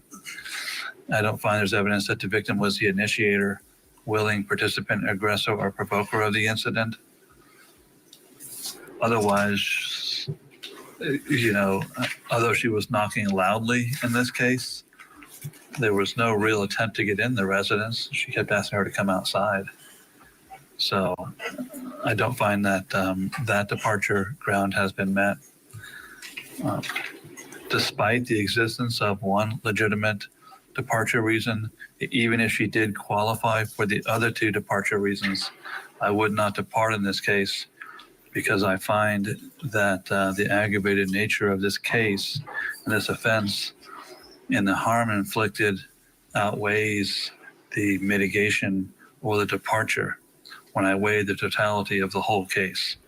So I find that the seriousness of the offense outweighs any legal departures that could be applied in this case. I'm primarily looking at the harm inflicted upon not only the victim, who of course lost her life, but her family. She has 4 children, all of whom were present during the offense or somewhere in the general vicinity, or at least home. It certainly will have a traumatic impact on their lives for the rest of their lives. They'll live their whole lives without their mother, which I think is a very significant harm inflicted upon them by Ms. Lorincz. When I look at the nature of the offense, I find that the shooting was completely unnecessary in this case. Ms. Lorincz was behind the door was locked. She had already called law enforcement. They were en route. She knew they were en route. Very sad. She was in a relatively safe position. For some reason, she went into her room and found a gun. She could have stayed in the room and put another locked door between her and Miss Owens, but she came back out, put herself in front of the door. And at the time she fired the gun through the door, she was safe. Miss Owens was simply, although she was clearly banging loudly and was probably very angry over the whole situation, it appears to be she was mostly demanding that Miss Lorincz come outside, which would indicate she had no indication of coming inside the house. So when Miss Lorincz fired the gun through the door, she did so knowing a person was directly on the other side of the door. And she knew that person wasn't a burglar, she wasn't a robber, she wasn't a rapist. She knew she was probably upset about the interaction with the kids. Welcome in. But she had arguments with her before, and no real harm came other than, I guess, a sign was thrown at her, paper sign. And that's when she decided to shoot. I find that the shooting, when I listened to every aspect of the trial and every aspect of sentencing here, it's the facts don't rise to a murder charge, but they are very aggravated manslaughter. Because this case, the shooting was based, I find, more on anger than fear. It I sure think that's was. pretty well established in this case. So when I weigh it out, and believe me, I find that she's a victim of child sex abuse was a significant mitigating factor, and she has no criminal record, which is also a significant factor. However, we also have a tremendous harm inflicted upon this family and the victim's family. So Heck, the only reason why she don't have a record is because the popo was on her side, because she definitely was the cause of everything, and she was elevating everything and using their resources to play with. You know what I'm saying? But they gave her the power. Some people really they was powering her up. I was like, some of them dang on cops that came out that day, they should have been standing trial with her because they was agreeing with her. They was siding with her. They was going against AJ, telling AJ to keep the kids from over there. Oh, we gonna trespass you. We could arrest you if we come back out here. And they was totally lying. I mean, they don't totally not knowing the law. That's the crazy part. The people that come out and correct you for breaking the law don't even know the damn law. what I'm going to do in Allegedly. Most of them don't. this case is she being adjudicated guilty of manslaughter with a firearm, or serve 25 years in Department of Corrections. Credit for 538 days. $100 cost of prosecution, $100 fine, court costs. AKA Karen. Good luck to you, ma'am. You have 30 days to appeal. Is the defense requesting the appointment of public defender for purposes of appeal? Yes, sir. Some more things I want to put on the record. There was never an offer by the state. The state had asked us to make any reasonable offers. Ms. Lorincz chose not to do that, just for the record. Okay. We also did not file a stand your ground motion for strategic purposes. That was also discussed with Ms. Lorincz as well. Just wanted to put that on the record. That's it, Judge. I also want to touch on the purposes of appeal. Good luck to you, ma'am. Good luck, Susan. Good luck, Susan. Bye-bye. Lock his ass up. 25 years in prison. There was a range, a statutory range from 11.5 to 30. But the defense had gone as far as asking for a downward departure to the point of just probation, which I found interesting. But the judge essentially found that the seriousness of the act, the seriousness of the crime, outweighs any mitigating factors. So 25. Lock his ass up. You're going to jail. Bubba them, I mean, what's her name? Big Booty Judy maybe awaits you. Like, girl, bye. Like, she really thought her little old tears was about to change something. It did get her 5 years off, but we ain't appreciating that, but it is what it is. She in there for the long haul. So we're going to go on to the next case that we're going to be talking about. And the next one on my thumbnail, that is Brandon Durham. I know y'all heard about this. It's horrible that he called 911 and they came in there and took him out in his own house. And then they justifying the actions, acting like they don't know well, we can't just arrest him. We don't know. We got to investigate. Like, it's clear. We all seen it. Let me know if y'all know about this case.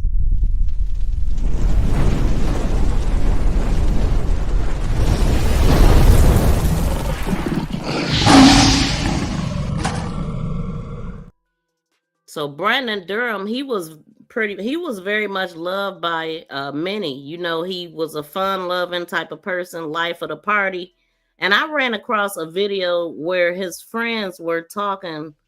They did a podcast talking about the incident and just giving their take on everything and how they feel about how he has been portrayed in the news and stuff like that. But this person right here,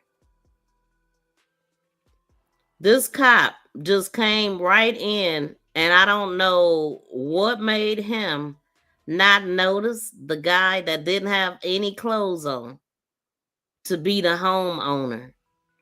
Like, how do you make that mistake? As a matter of fact, it's not one of those things you can be like, oops, my bad. But look at his target. He went straight for the guy that's yelling for help. So honestly, when I looked at this, I was like, man, I mean, you can't even call him, even if you in trouble. You are your first protection. You know, they come as the cleanup men, basically, or the ones that create the issue. Of course, this guy, 26-year-old, the deputy Alexander, somebody, I don't even know this dude name, but we gonna listen at a couple videos and I'm gonna give some commentary along the way. But one of the things I wondered if he knew that this was a trans woman. Did he know that before he got involved with this person? I mean, his friends didn't really.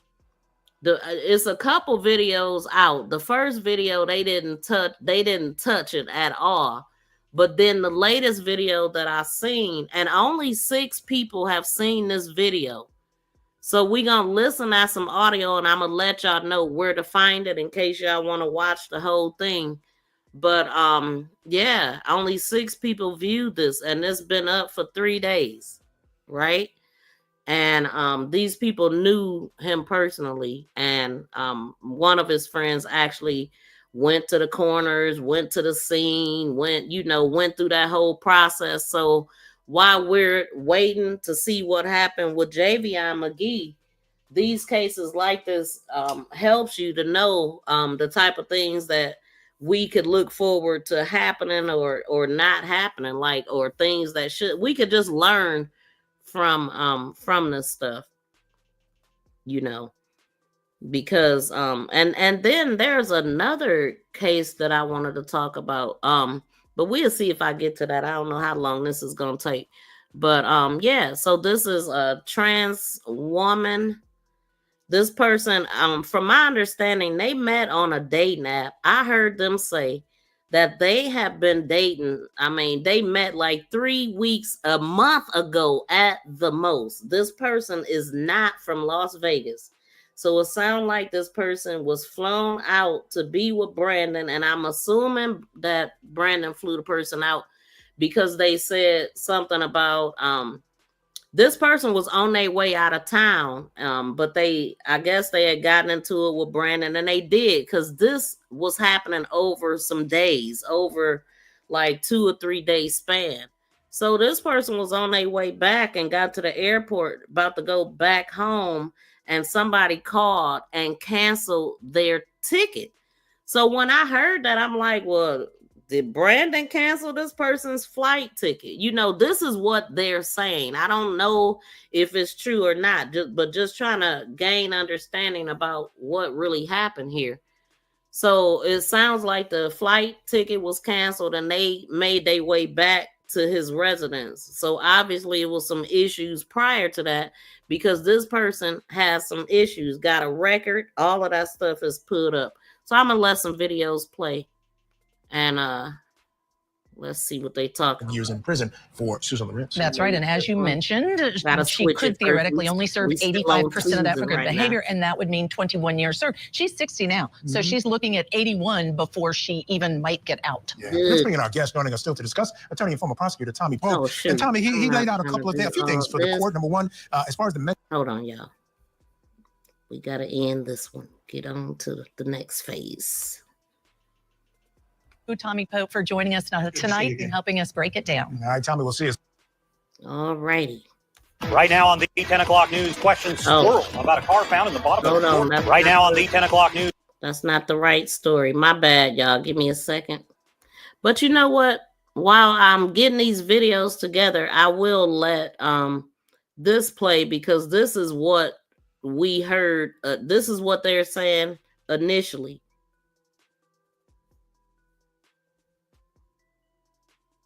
Phone calls from people all over the country that are basing their reactive emotion on a 15-second video clip. There's a lot more to this case. Body camera video released by Metro Police recorded the deadly police shooting. It shows Durham in his home struggling over a knife with an intruder dressed in red. An officer demands twice to drop the knife and at the same time fires their gun, hitting Durham in the head with multiple follow-up shots. The body cam video is just one snippet of what occurred that evening.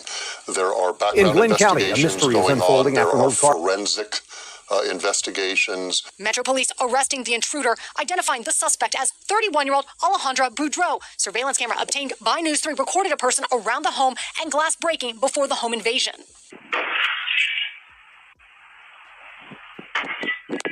An arrest report states Durham and Boudreaux met online, with Boudreaux claiming they had a sexual relationship. Police say Durham called police for help to report someone was trying to kill him, throwing rocks and shooting up his house with his 15-year-old daughter inside. Durham, at the time, suspecting 2 people, even stating the subjects were both wearing red hoodies while speaking with a 911 dispatcher, according to the document. An officer interviewed also says an update was broadcasted while en route to the house that a male wearing a red hooded sweatshirt made entry into the home, and that officers were given that information. The suspect was in a hooded red sweatshirt. Phone calls from people all over the country. Now, see, they said that they were given that information, yet they got out there and act like they didn't know that the man that didn't have clothes on was the resident, the homeowner, the one in the hoodie and the coat and all that stuff. Yeah, that would be the intruder. But see, one of the things I said, man, I noticed that Brandon, he was screaming for help. Help me, help, or whatever. Man, he should have been screaming, I'm the homeowner. Don't shoot me. You know, the suspect is in the red. You know what I'm saying? Like, honestly, for real. Because these people act like they don't. Look, even if it don't save your life, it will make it clear on the body cam footage and when they doing their investigation. Since these people want to act like they, you know, because their whole defense is like what the fear that they felt. You know what I'm saying? Like, I forgot they wording, but I'm sure they'll say it in one of these dang on videos. Reasonable doubt. Yeah, I think it's the whole reasonable doubt or some crap that they like to use. You know, that split second decision that they have to make. Well, how about you pay attention to what you're supposed to be doing? How about you not coming there like you on Call of Duty or whatever, and you just there to take somebody out? Because that's exactly what it looked like to me. He thought he was playing the video games. He's probably a gamer to this day. You never know. Officers were given that information. The suspect was in a hooded red sweatshirt. So did the officer not know who the suspect was in this case? You're asking me to speculate what was in that officer's mind based upon that split-second decision. I'm not going to speculate today. I'm going to wait until I learn everything everything about the case before I make a decision. Wanting to analyze the facts before moving forward. I realize a video, a picture speaks 1,000 words, okay? I realize that people are upset and outraged, but the video is just one aspect of the case. Now, Wilson tells me there's some information not made public yet that he's actually been briefed on. The officer in this case is 26-year-old Alexander Bookman, and who is on paid administrative leave pending the outcome of the investigation, and that is in accordance with the department policy. Boudreaux remains in custody. Jail records identify her person as male, but police documents use female pronouns. Boudreaux spoke to police claiming she was suicidal for days and wanted officers to shoot her, and for Durham to live with, quote, the wreckage that I caused in his house. Officers... I mean, that you got to be a sick individual to have just met somebody 3 weeks to a month ago to be that caught up, acting that ridiculous. If that was the case, I don't know what was talking about. I remember them. Yeah, and they might have just said it about I wasn't listening. Fed up with him messing around with other people. Like, I mean, was y'all married?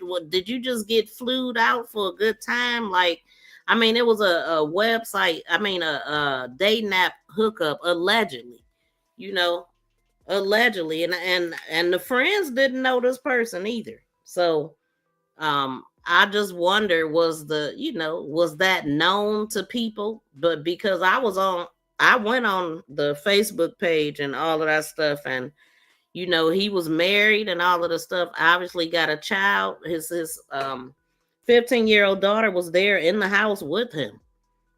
I mean, and but yeah, so yeah, back in what was it, 2019, it's a lot of pictures of him with a beautiful woman, and then years before that, it was the woman, I believe that she's Cuban, because he took a picture of her saying, my wife is now a U.S. citizen. And I believe that's who he had the kid by her. So I seen pictures from like 2012, somewhere around that time, with her. And then it was another lady in 2019. And then after that, I didn't see another woman. And now, with this stuff here. So I don't know if this was something that was known, because there was pictures saying, great, beautiful couple, with the other lady. So at what point did people find this out, or are people just finding this out? I'm just kind of curious about that. But yeah, so clearly when this guy walks in, I mean, from what I'm looking at, it looks like the, and that's another thing I noticed with the 911 call. When Brandon was talking to 911, he was identifying this person as a man. But then they said, that they've been identified, changed their name back in the day. Whenever they changed their name, been identifying as a female. So this is a trans woman. But he kept saying that, and even the friends was addressing the person as a man also. Which, I mean, yeah. So look, you can see, look how this person's thumb is right there on his pulse. You can clearly see this, but how well can you inspect things as a cop running in there ready to fire, kicking down the door? From my understanding, I mean, I think they said that he didn't even have a right to kick down that door to come in. But surely you was there the day before you had a conversation with this man, is what they're saying. I don't know if it's verified or not, but that is what I'm hearing, that the guy was there the day before. You didn't recognize who the owner was. This was like the day before, like earlier that day, and then that night or something like that. So 3 calls to the cops. Nobody knew exactly who they were coming to save. One of the things I remember hearing is that he said that it was 2 people running around in a hood. So he was basically like, he told them 2 people in a red hood, and they still came and unalived the person with no clothes on. Like, make it make sense. And then after they did what they did, you could see that Brandon still had he had the weapon in his hand, but that's because this person let it go. Had that cop not came, Brandon could have saved his own damn life and his daughter, possibly, because he already had this dang near almost out of this person's hand. All they had to do was open their hand, and that's how it ended up in his hand when he fell. And then you got this man fired one time in the head and then turned around 5 more times and stood over this man and told him not to move. And then we got this guy making excuses for him. This is why the family is freaking outraged. It was ridiculous. It was overkill. It don't make no sense. And I guarantee you, if he looked like him, that would have never happened. So there, I got a recording his, I think this is his, wait, let me see if I can find it. This is his sister, I believe. Of course, it's not. Hold on, y'all. Let me let this video play while I look for something else. A woman arrested for breaking into a home, leading to the homeowner being shot and killed by Metro Police, did not appear inside a local courtroom this morning. 31-year-old Alejandro Buro faces 4 felony charges. News 3 was told by court officials she refused transportation to court from the Clark County Detention Center. Yeah, that's crazy. This person, they had a court thing and they didn't even show up. But you know, they let them do that. I've seen that happen a couple times before, but it won't be often. Like, that'll probably be the first and the last time that this person will be able to be like, oh, I ain't going to court. They will drag you out. You will be sitting in court with a mask on and all that crazy stuff. So you play crazy, crazy things happen. Breaking into a home, leading to the homeowner being shot and killed by Metro Police, did not appear inside a local courtroom this morning. 31-year-old Alejandro Buro faces 4 felony charges. News 3 was told by court officials she refused transportation to court from the Clark County Detention Center. Police say she broke into Brandon Durham's home last Tuesday morning. They say he called 911 to report the break-in. When officers arrived, they found Durham and Buro struggling over a knife. An officer then shot Durham several times, killing him.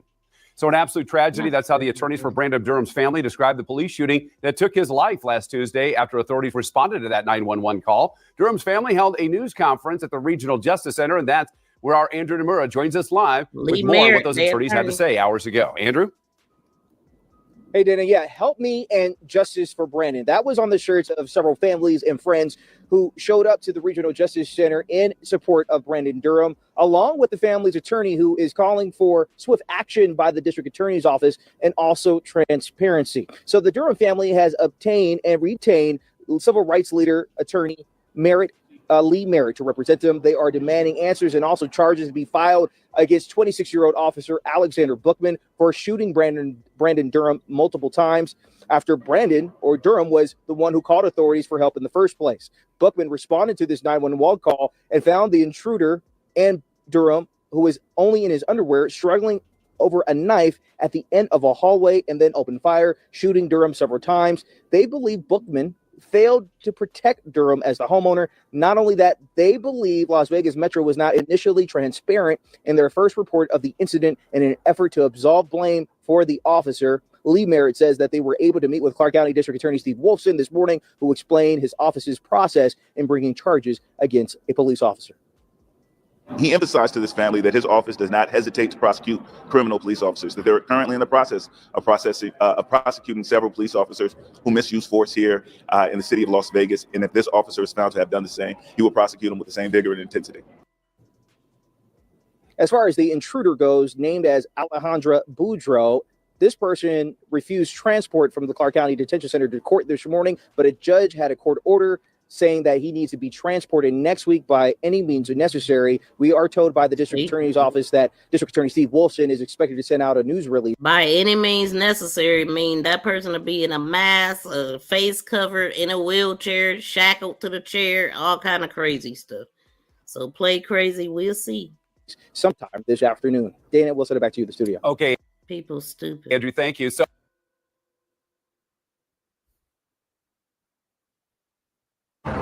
right, thanks so much, Kristen, for that report. And as she was kind of. So y'all see, Lee Merritt is the speaking for the family right now. He's busy. He's working on a Javion McGee case too. And so this is his sister.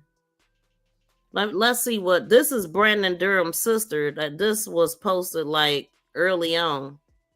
The officer's Alexander Bookman, he was not in any danger. When I viewed the video, he was at least 8 feet away from my brother, who was struggling with the intruder inside of the home, screaming, "Help me! Help me!"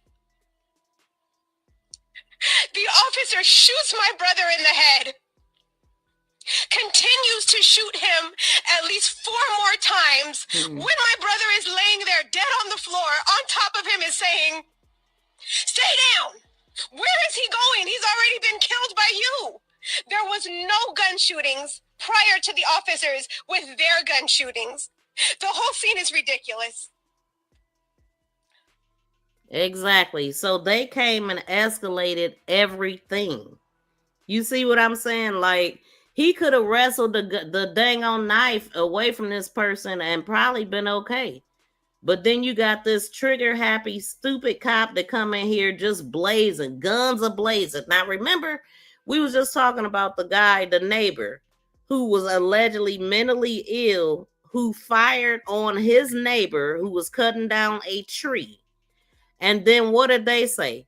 We not gonna just go in there with guns ablazing. We don't want to go in here and do this. The guy is known to be mentally ill and he has weapons. We don't want to go in there and do that. But they definitely don't have a problem doing this.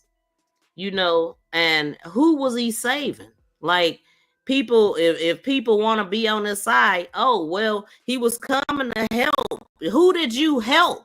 You ruined the whole family. That little 15-year-old was in that house. She got to live with all the sounds that she heard. She got to live with the trauma of what happened to her father right there.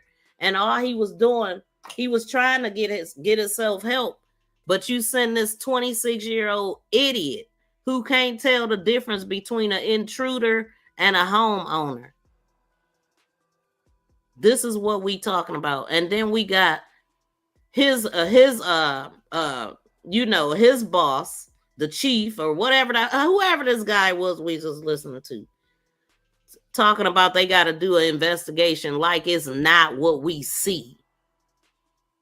Now they said this guy, you know, he was a realtor. He had been a you could read what he's saying right there. I just had to cut it down because it had music and all of that stuff. But he was he had a lot of friends, hundreds of friends, they said, and he was like the life of the party. Like, you can see it through, you can see his personality through his pictures and all of that stuff.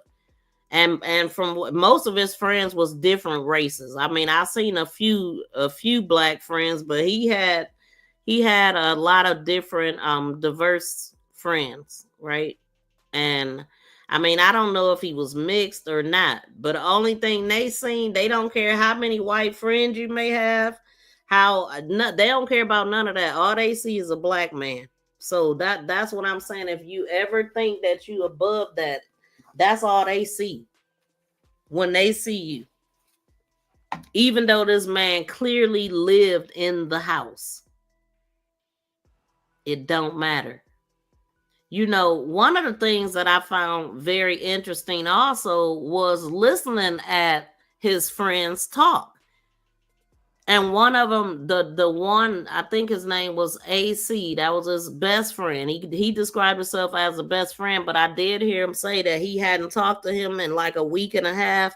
I don't know if they was having issues or if he just was busy or whatever, but he hadn't talked to him. So he was really messed up and wanted people to know how very close they were, how they did everything together and all of this kind of stuff. So they went to college together and knew him for like 25, 26 years. Considered, him a brother. You know, it was a lot of, you could tell that the guy was holding back. It was a lot of more stuff that he wanted to elaborate on. So let me pull up that clip And this was the first video that I watched of the friends, and then I ended up running across another video, and I'm gonna play some audio from that. This is fucked up. It's even more fucked up that he was such an amazing man, an amazing friend, that he was not in the wrong. All he did, he did the right thing. all he did was call the police. And protects his family and his daughter from like getting whatever. Like, if it was, I haven't brought race into this once, and I won't. But I'm just saying, the people that are going to protect their home normally like that with a gun, like a fucking, I don't know, a shotgun or whatever the fuck people like to, there are people who have fantasies about, like, I wish a motherfucker would come in my door. Yeah. That way I could kill him, and so I can prove that happens, and I'm good because I have the gun, and that proves, the circle of like proof, the validation circle, and then that happens. But this, and in that instance, people applaud them because you stood your ground. You defended your home. And then we get more guns, more ammo, more people get, great. But what happens here? So are you telling me that I need a gun to just appear? Like, is it all optics? You know what I mean? Like, how can you prevent that? You can't prevent that. That's somebody wanting to come in or someone, and not even wanting to ask a question and just going and just doing it because they decided that. That cop was a wish somebody would type of a cop, I believe, and I know that's. And he did. And somebody harshly judging, but he came in there ready to fucking shoot. I mean, he knew today was the day I get to shoot somebody, and he was probably hard over it. And I don't mean to be like that, but I do. It's fucking bullshit. It's really raw right now, dude. It's really raw. This is fucked up. Yeah, and guess what? She know the truth. I believe her. He knew what he was doing. It was an opportunity to get away with it and act like you don't know what the hell is going on because you couldn't have been that damn stupid. And you got a firearm, and that's a knife. Now think about the position that Brandon was in. He's standing there trying to keep this person from jabbing him. And then the people he called for help is pointing a weapon at his head. Think about what was going through his head. He was between a rock and a hard place because they said, first of all, you give him orders to drop the weapon and not give him time to do so. But he got a knife and a gun at him. Right? So if he dropped that without this person dropping first, they could jab him, right? But if he don't, then this idiot cop could fire at him. And I'm talking about he did it so quick that Brandon probably ain't even had time to think about what I just said. But he was between a horrible situation. Either way, it was death for him. Think about it. If this person wanted suicide by cop, and I didn't want to say that word, but that's what they wanted, by cop, right? So that person was willing to do whatever. Brandon was in a horrible position, man. He was in a no-win situation when that cop showed up. He had a better chance of surviving without calling them. And even the people that you just seen, they was like, they don't even want to call the cops. They gonna handle their business and call them afterwards. Because then the cop don't have to make the decision who's the right person to fire at or not. Because damn for sure they doing it. And then they'll say, oh, I didn't know. Or it was a split-second decision. I didn't know. I mean, I thought this man wasn't lunging at him. This is the position they was in when he fired. He wasn't in no danger. Brandon was in danger. Everybody appeared to be in danger but him. Now the person in the red, do they look like they the victim? No, they look like they the devil to me. Only thing missing is the ears on that dang on red hoodie. This is horrible. He didn't even know this person like that from what they said. If they just met three weeks to a month ago. Apparently this person got flown out there. You know what I'm saying? And was getting sent back. Now, according to them saying that this person get to the dang on airport, and then they're told that they bought their flight ticket with with a bogus ways, with a bogus credit card or something, and they canceled the flight and they ended up back at his house. We could assume that Brandon might have been the one that made that call. I don't know. You know, man, listen, I don't trust people on these dating sites because it's a lot of creeps. You don't know who these people are or what you getting for real. Hold on, I'm looking at something. Yeah, you don't know who these people are or what you getting for real. Because you can be whoever you want. And a lot of times these people, they get on these dating apps just for a lick. You know what I'm saying? Like, they on there for lick reasons. They said that they found virtually nothing on this person, Alejandro Buro, Badre or whatever. Anyway, I think this person was born Robert or somebody. Like, let me let this stuff play right quick. We're getting to in her story that Brandon Durham's death is leading to questions about the rules governing Metro officers in these situations. Yeah, News 3's Tiffany Lane took a deep dive into LVMPD's use of force policy, as well as incidents that have led to reforms over the years. Yeah, good evening. Like other police departments, Metro continues to review its use of force policies, and as history shows, several incidents over the last decade or so have led to big changes in how officers approach incidents. The Durham shooting death earlier this week is leaving some to wonder whether the policies should be revisited once again. In 2011, organizations like the ACLU and NAACP were demanding federal involvement after 12 deadly officer-involved shootings by Metro Police that year. That included the shooting death of Gulf War veteran Stanley Gibson, who was unarmed in his car. Right now, we don't see any forces or mechanisms that would result in this problem getting solved on its own. But we hope that a Department of Justice investigation is a wake-up call so that here in Las Vegas, we can fix our own problems. In 2012, the Department of Justice did complete a review that led to sweeping changes to Metro's use of force policy, including training and a focus on de-escalation. By directing officers to use advisements, warnings, verbal persuasion, and other tactics and alternatives to higher levels of force. The policy requires officers to perform their work in a manner that avoids unduly jeopardizing their own safety or the safety of others through poor tactical decisions. Man, these people get on the force because they know they can shoot somebody black and get away with it. Period, point blank. Period. And then they know that there's going to be all kind of stalling tactics and all of this stuff. This don't do nothing but further power them up. They know that the being a police is at the bottom of the barrel as far as a position. But it's got so many perks and they can have so much fun doing it.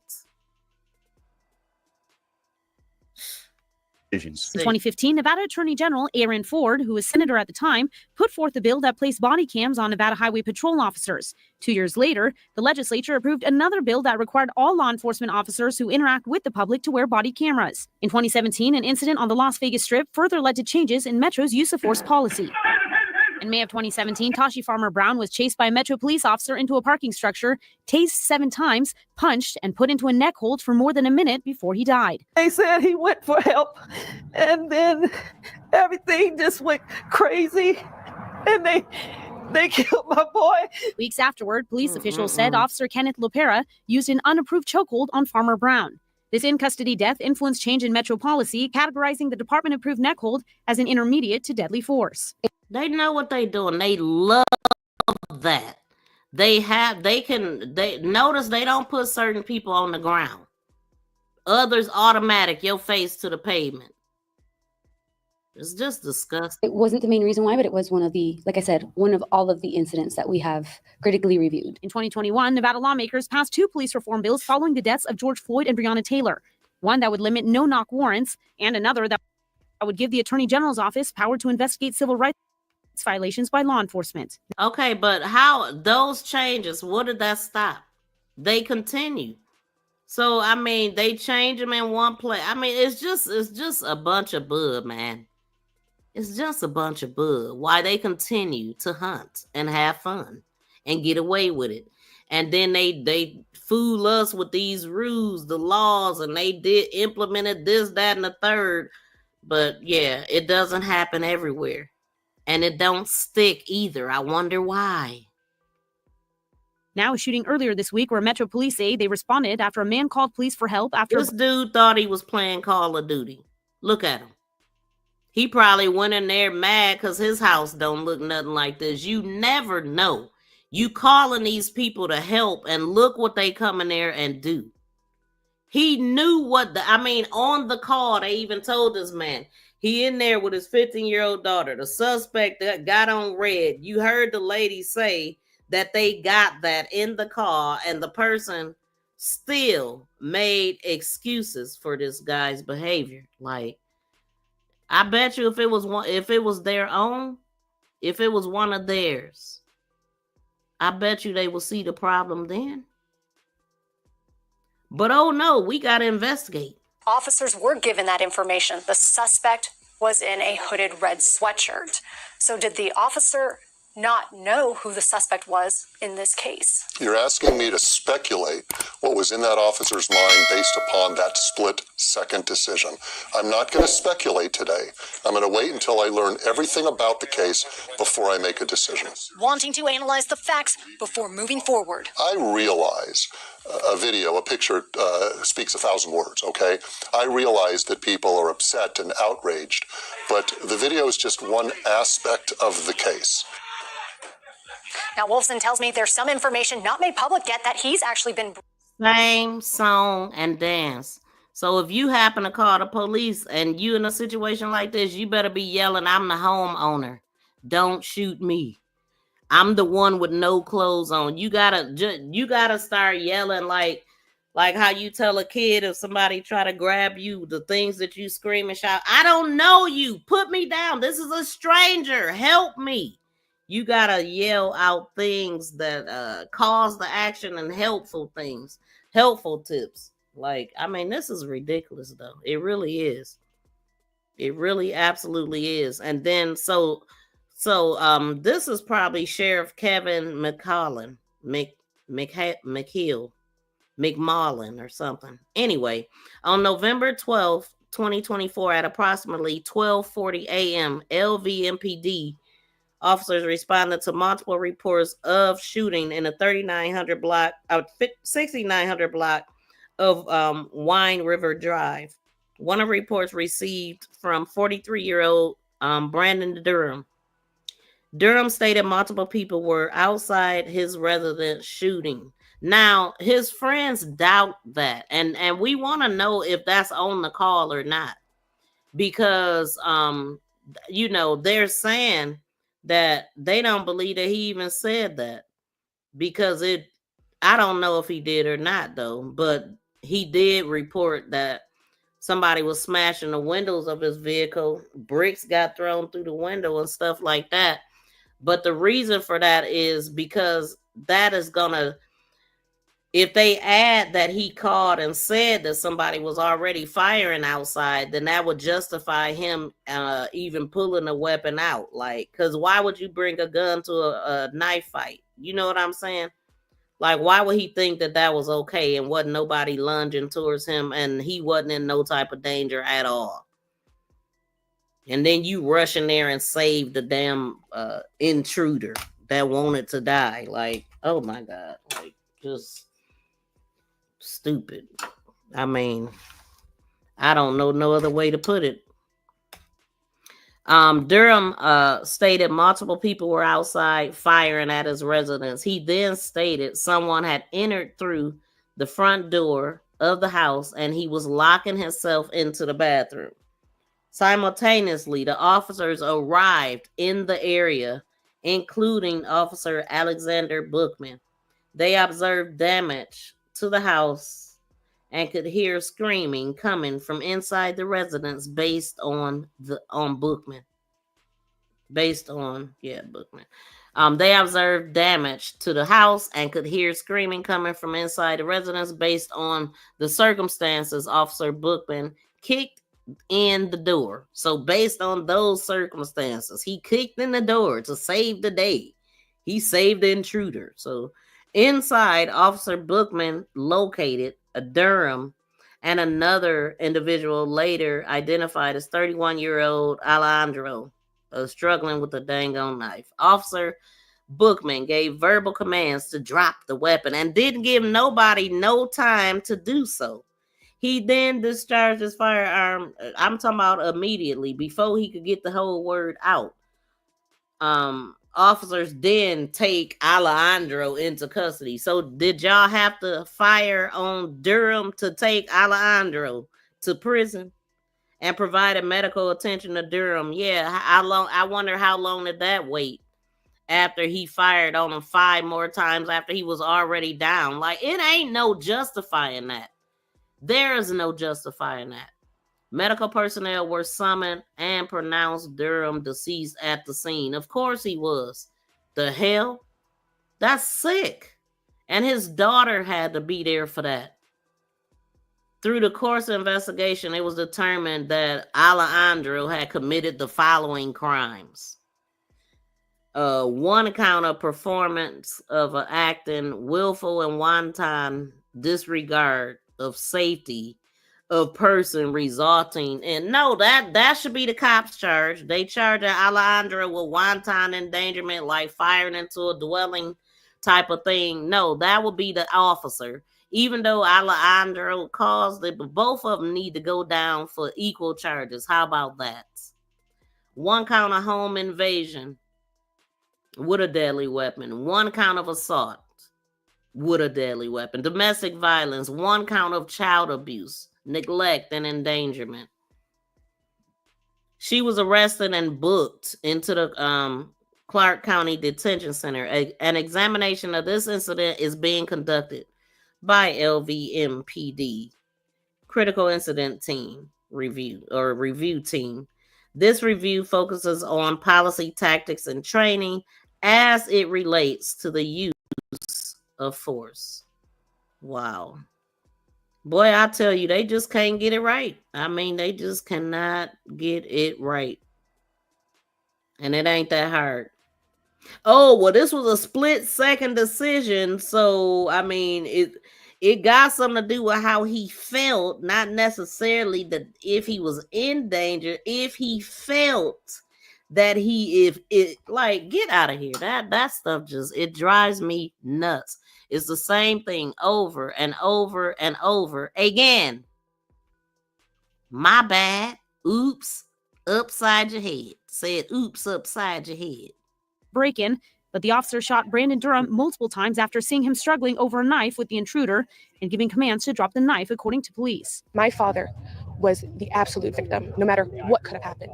The violence that occurred here was under someone who was extremely, extremely angry and extremely violent. This has led some to question the training and Metro's use of force policy. That policy says officers are authorized to use force with a firearm to protect themselves or... Y'all see that? These excuses. To protect themselves or others from what is reasonably believed to be an imminent threat of death, suspension. Yeah, but you took out the wrong person. So what they got that highlighted for? That don't apply here. Others from what is reasonably believed to be an imminent threat of death or substantial bodily harm. It also says that officers must stop firing once the deadly threat is no longer present. Oh, okay. I see what they're saying. Exactly. And they did none of that. He continued to fire after the so-called threat was down. So identify themselves and state their intentions to unalive. Example, police, shoot or stop or I'll shoot. He did none of that. Nothing. He ain't say nothing. Well, he said it and then didn't even give them time to do it. Control their rate of fire. And then they are trained to shoot center mass. Why did he go for this man's head? He wanted to make sure he got it right, right? And then 5 more after that. 6. In his own damn home. It's sick. It's disgusting. And we should all be outraged. Police are supposed to identify themselves and state their intention to shoot when possible.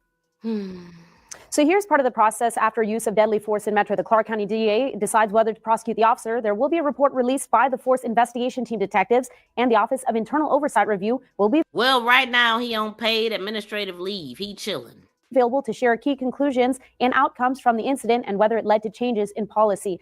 Of course, as we mentioned, this is an ongoing story. We will provide more updates as they become available. Jim, Latoya. All rise. Justice Court 7 is now in session. Judge Jamie Wilson presiding. Okay. So this is the trial that the person didn't show up to. Did we play this already? Hold on. No, we ain't play this. Let me see what y'all saying. Justice for unaliving one of our people.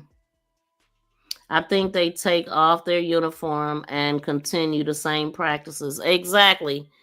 In you asking if this is in Chicago? No, this happened in Las Vegas. This is in Vegas. Let's see what they talking about with this, even though we know this person didn't show up. You may be seated. Your Honor, may we approach? Yes. Hang on.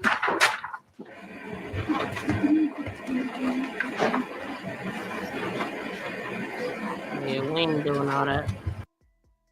Chairman, did you receive a copy of the criminal complaint?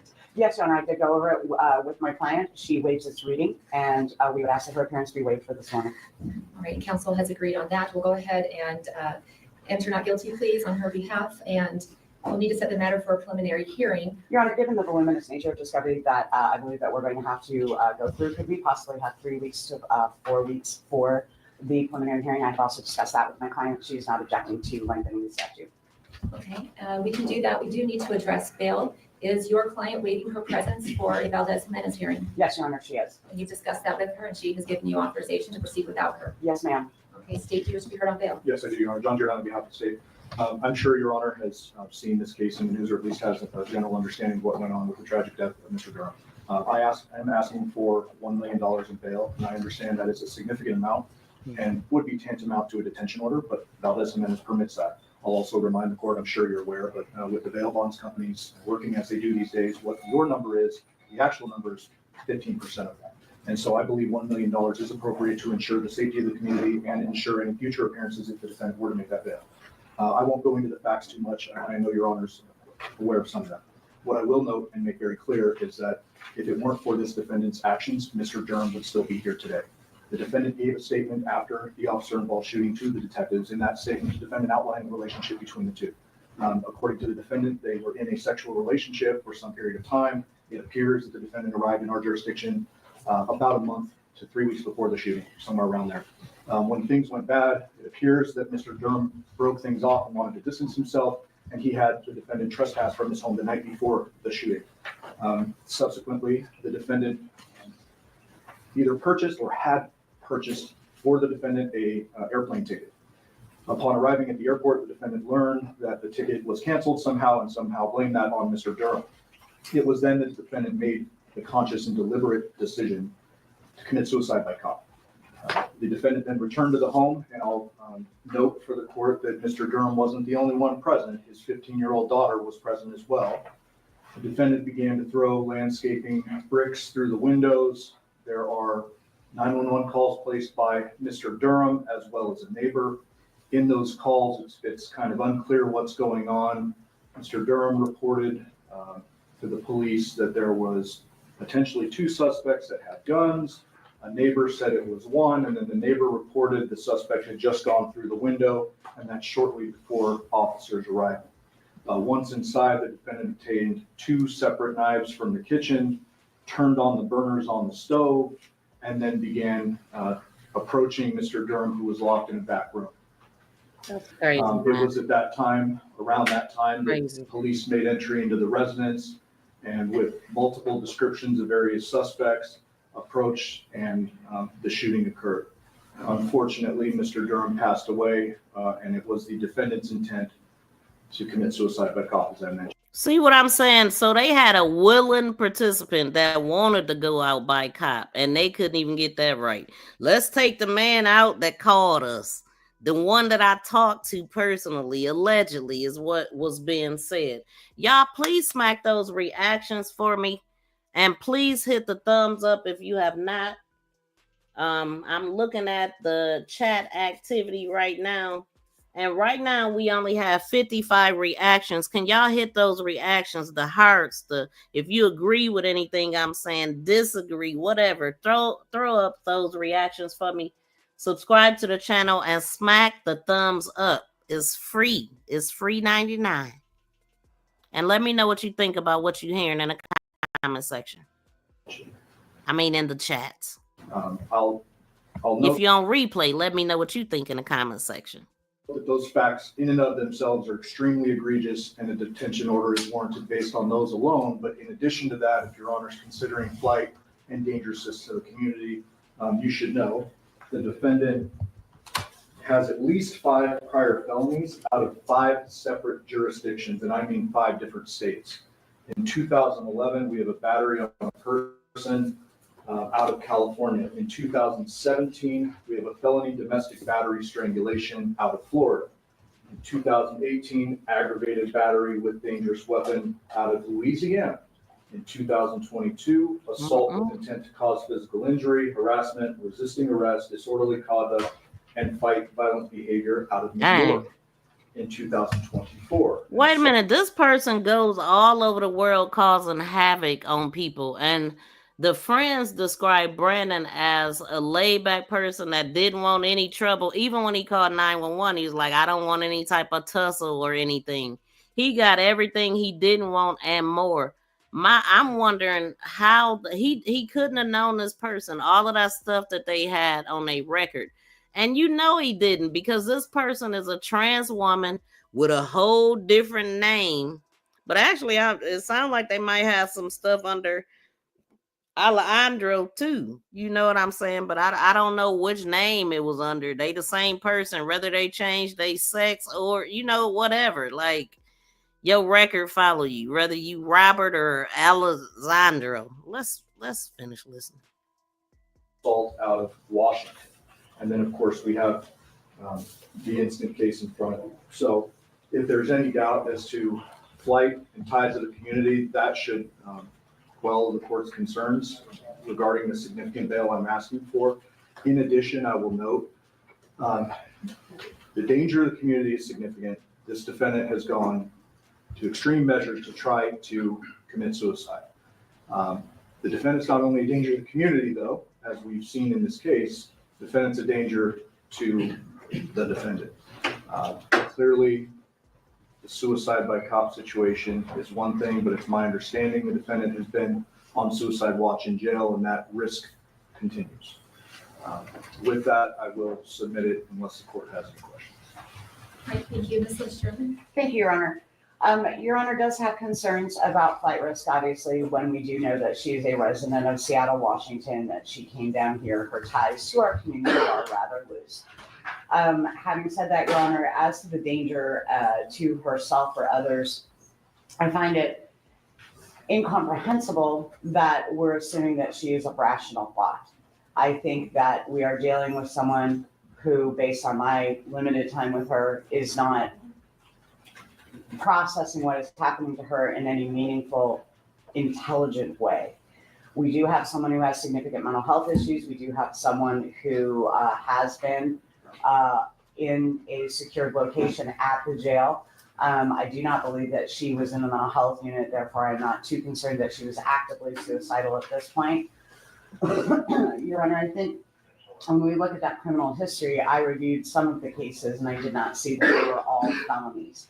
$1 million bail is ridiculous. It is absolutely ridiculous because even 15% of that, which would be $150,000, is well beyond her means. And this would be a detention order. The court could fashion remedies that would allow her to be released. However, I understand that the court's main concern will be the risk of flight.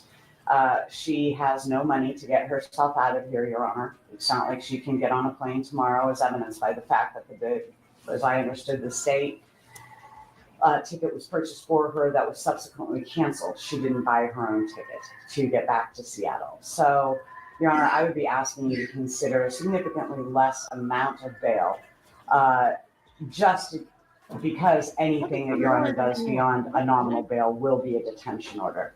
Furthermore, Your Honor, I think one of the things that needs to be addressed is all we are dealing with at this point is the allegations. I don't know how some of the information made it into a police report about who turned on burners and who did what. However, we are dealing with mere allegations, as disturbing and horrible as they are. She's still presumed innocent, and I would ask that bail be set accordingly. With that, I would submit.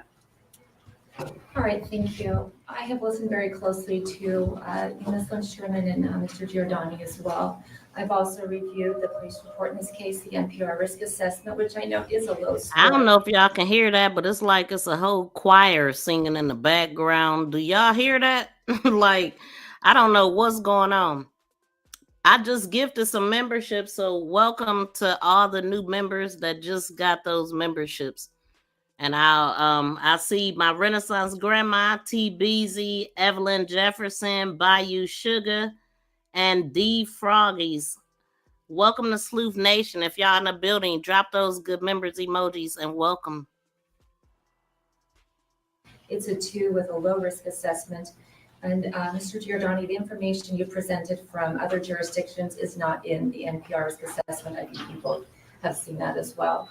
But obviously, it's very concerning that we have someone who has convictions out of 5 different states, does not have strong ties to our community, as Ms. Lynch-Sherman, you have admitted. And the danger posed to our community, I do believe, is significant in this case. I am going to be making a finding that the state has met its burden of clear and convincing evidence, that there's no less restricted means to make sure that Ms. Boudreaux comes to court and to protect this community than to impose bail. I will be setting bail at $1 million. If that is posted, she will be released onto high-level electronic monitoring.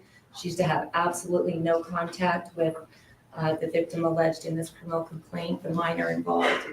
She's not to possess any weapons, possess or consume any alcohol or drugs if she is released to that monitoring. We'll go ahead and set it for a preliminary hearing. Ms. Lynch-Sherman, you asked for 3 to 4 weeks? 3 to 4 weeks, Your Honor, at the court's pleasure. Where does that put us? Okay, 3 weeks is, 4 weeks puts us the week of Christmas. 3 weeks is good. So we'll go out 3 weeks. That date will be December 16 at 9:30. Thank you. all right. Thank you. Well, we'll be tuning back in to see what ends up happening. But, you know, in this phase, it's pretty much a be quick. In and out, family, you know, if they show up, it's usually 5 minutes or whatever. It's a long process. And this is just sad because that man did not have to lose his life. Like, I mean, they don't assess nothing. All they know is how to put a dang on trigger. Seriously. And all these other folks know how to do is protect them. But man, listen,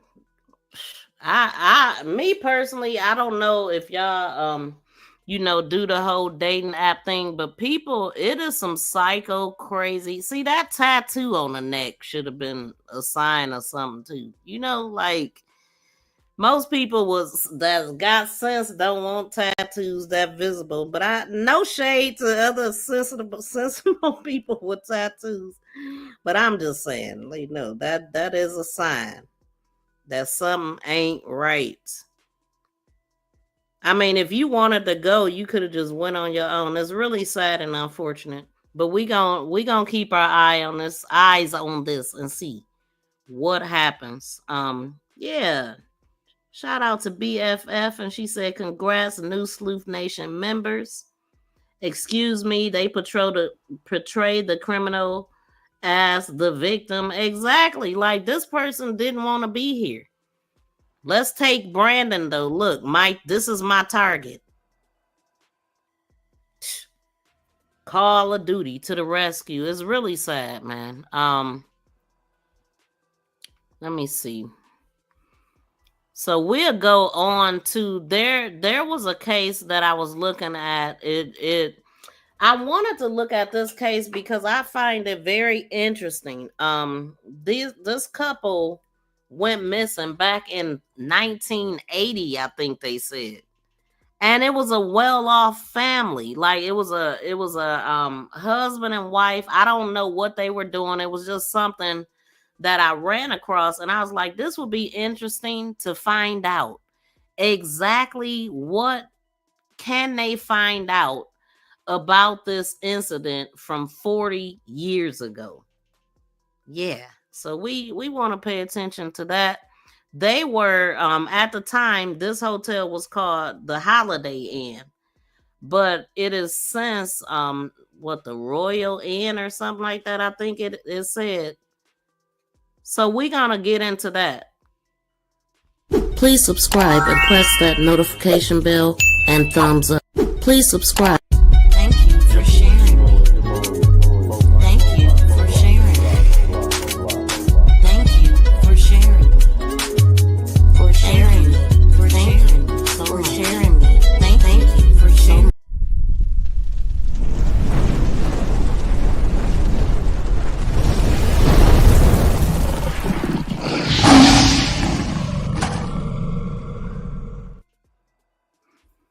Okay, so I did all that and didn't move what's on my screen, but we'll get it together in a minute.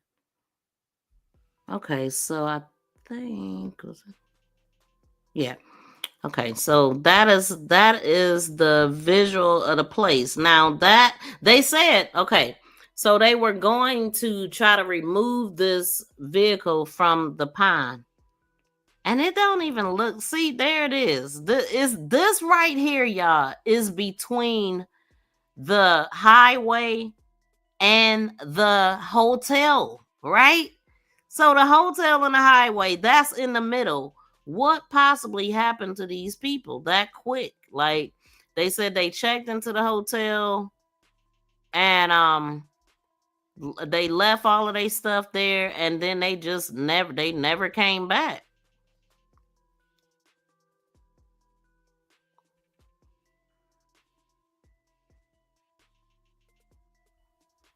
Hold the okay. I was about to say. Okay, here it is. Right now on the 10 o'clock news, questions swirl about a car found in the bottom of Georgia Pond after human remains were pulled out of the vehicle. This is a video of that car while crews were draining the water to get a closer look. Speculation is rising about whether this discovery can help answer questions about a cold case from more than 40 years ago. Investigators say the car matches the description of a vehicle driven by Charles and Catherine Romer, who were reported missing in 1980. However, the person who says that the bone possibly belongs to, well, that hasn't been identified just yet. News4Jax reporter Alicia Hatcher joins us live from the area. Alicia, this is a case that is still unraveling. Janice, you know, we were here just last night and we're here again tonight. And so are deputies right behind this gate. This area is still blocked off. I don't know if you guys can hear or not, but you can hear the pond is still being drained behind us. Now, earlier we did get a closer look and we did see that there is still a lot of water still in there. And you could see the top of that car. But like I was saying, this has a lot of changes and things need to be made before they can go in and continue their investigation. A missing persons case continues to unravel over 40 years later after a bone was found inside a submerged car. A Lincoln Continental and human remains were found underwater in a pond in Georgia Friday. Glenn County Police, along with the Georgia Bureau of Investigation, were seen searching in and around the pond. As they searched, they began draining the water and pulled up one of the axles. On Sunday, the car could be partially seen through the crime scene tape. Investigators say this car matches the car description driven by a couple who were reported missing in 1980. Investigators have not confirmed the identity of the remains as they are still in the early stages of the investigation. I spoke with our crime and safety analyst, Tom Hackney, to get more insight into how this investigation could go. How will investigators go about learning who the bone belongs to? Yeah, the Georgia Bureau of Investigation, along with Glenn County, will work with whatever medical examiner or coroner covers that area up there. Typically, we'll call in a forensic anthropologist who has that technical doctorate specialty in looking at bones and helping determine whether obviously if it's human or not, and then the age of the bone and which particular bone it was that was recovered. He says they will also see if there are any signs of trauma or an unnatural death from the bone recovered. And that's a long time that body had been there.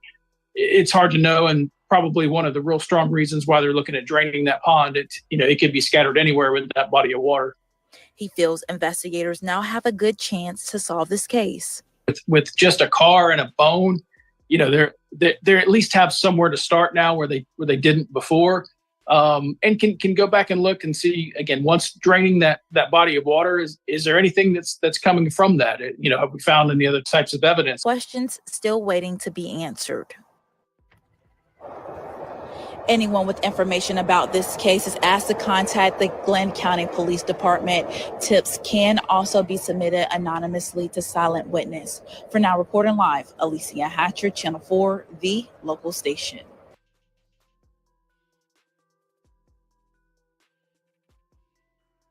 Glenn County Police is pumping out a retention pond off I-95 in Brunswick, where a car was found that matches the description of one a missing couple was last seen driving back in 1980. Our Zach Wilcox was there the last 2 days as police investigated and joins us now in the studio. And Zach, the car is visible now. Yeah, Riley, that's the biggest change from yesterday to today. And you can see in this image from what we got out there earlier today, the top of the car is now out of there. The windshield, you're starting to see kind of an image of this Lincoln Continental that couple was last seen or could possibly have been their car, at least matches the description. A tow truck driver told me when they tried to pull this thing out, it started breaking into pieces, considering it may have been underwater for decades at this point. But with each gallon drained from the pond, Glenn County Police are getting closer to more possible evidence into the disappearance of Charles and Catherine Romer. Their disappearance is highly unusual. They checked into a hotel and no one saw them since that time. First Coast News crime and safety expert Ken Jefferson says a major development in a cold case isn't unheard of, but it certainly is rare in a case that's 44 years old.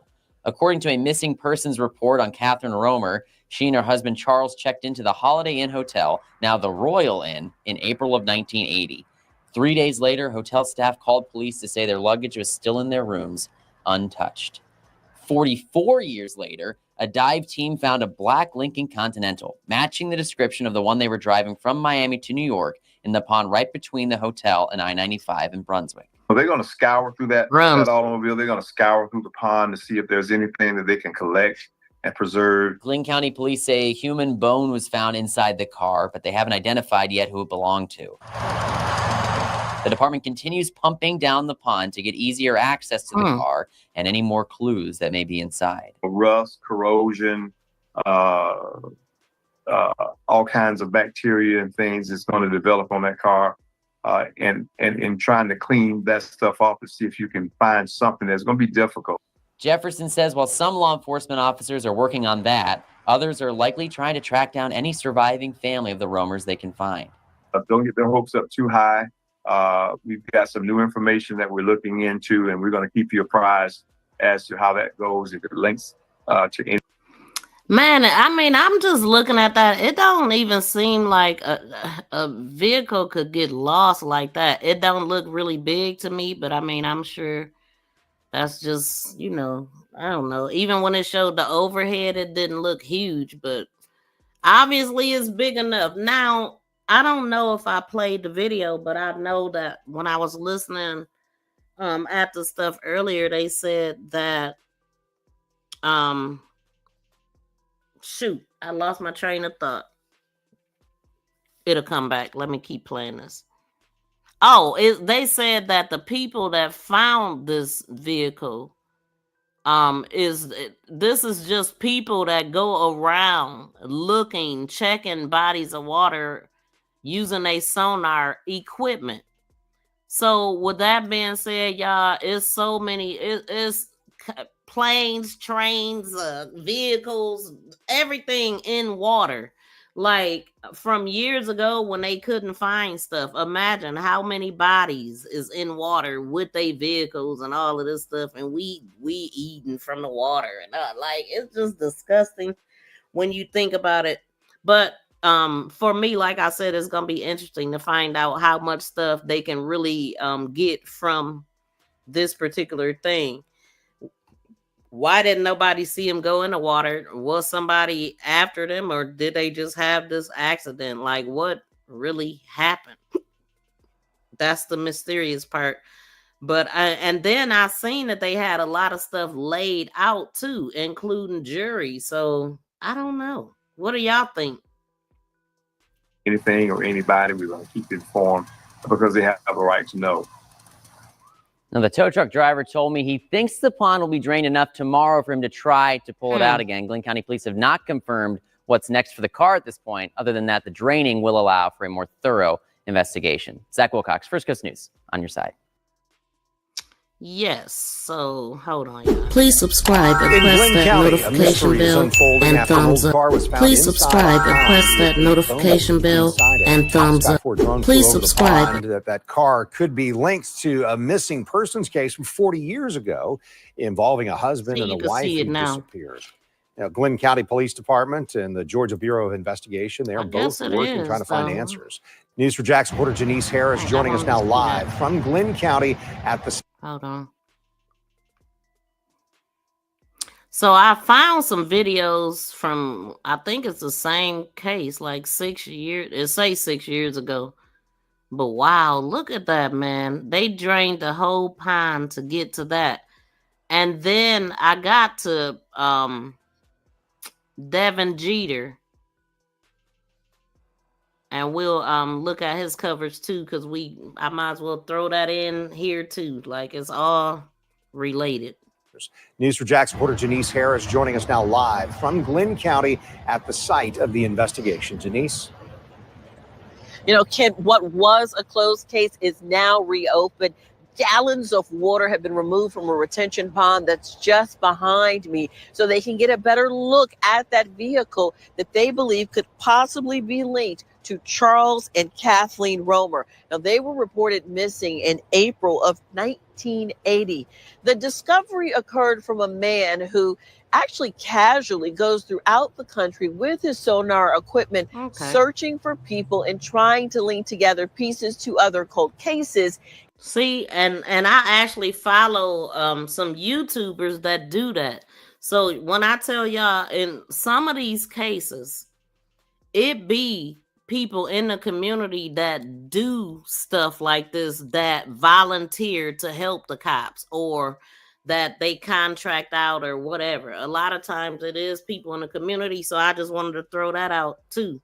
You know, a lot of people, they offer their boats and different things to help with these, like with the Gabby Petito, all kind of people was coming out helping with that. You know, it's not just law enforcement, but at the same time, it's still like, you still got to be respected to even be allowed to assist in stuff like that. So, I mean, everybody probably ain't allowed to do it, but I'm just saying that is a way to help offer services. But you know, they do what they want when they want, in hopes of bringing closure to their families. If you drive south on I-95 in Glenn County, you'll see a cold case from 44 years ago developing before your eyes. This old 1979 Lincoln Continental might belong to Charles and Kathleen Romer. And they had a brand new car, 1979, and it was 1980. Who have been missing for decades. That's why this woman, Mickey, had to come down and see it for herself. How long have you lived in Glenn County? Since 1967. Wow. So did you ever hear anything about this in the 80s? I don't remember anything about this. The case was reopened after this old Lincoln Continental was found submerged in a retention pond with human remains inside. The initial discovery began with this man, Jason Serrata, a cold case enthusiast, came to the pond with his cold case enthusiast sonar device and thought he found the couple's car. Serrata contacted Mike Sullivan with Sunshine State. Dang, man, this is wild. Like, if it wasn't for people like that, they would never have been found, and a lot of other people. Like, because they don't backtrack, they don't go back looking. They'll say, and I wonder if this case was open. You know how they'll be like, oh, I know it's from 1975, but it's still an open investigation. Like, I just wonder, and how much of the backtracking are they doing? Like, I know they pick certain cases where they like, well, we didn't have this certain type of technology back then, so now we're looking at this. Like, how often does that happen, and how do they pick those cases that they decide to do that with? Is it individuals? Is it detectives just happen to bored looking around for something? I don't know. Sonar, a team of volunteer divers. They found 2 vehicles. One had human remains inside, and police. So the guy said, I heard him say, he was like, he found the vehicle, or the window, one of the windows was down, and so he just started feeling around in there, and then he picked up a femur, and then that's when they called law enforcement. But literally, man, like, how did this happen?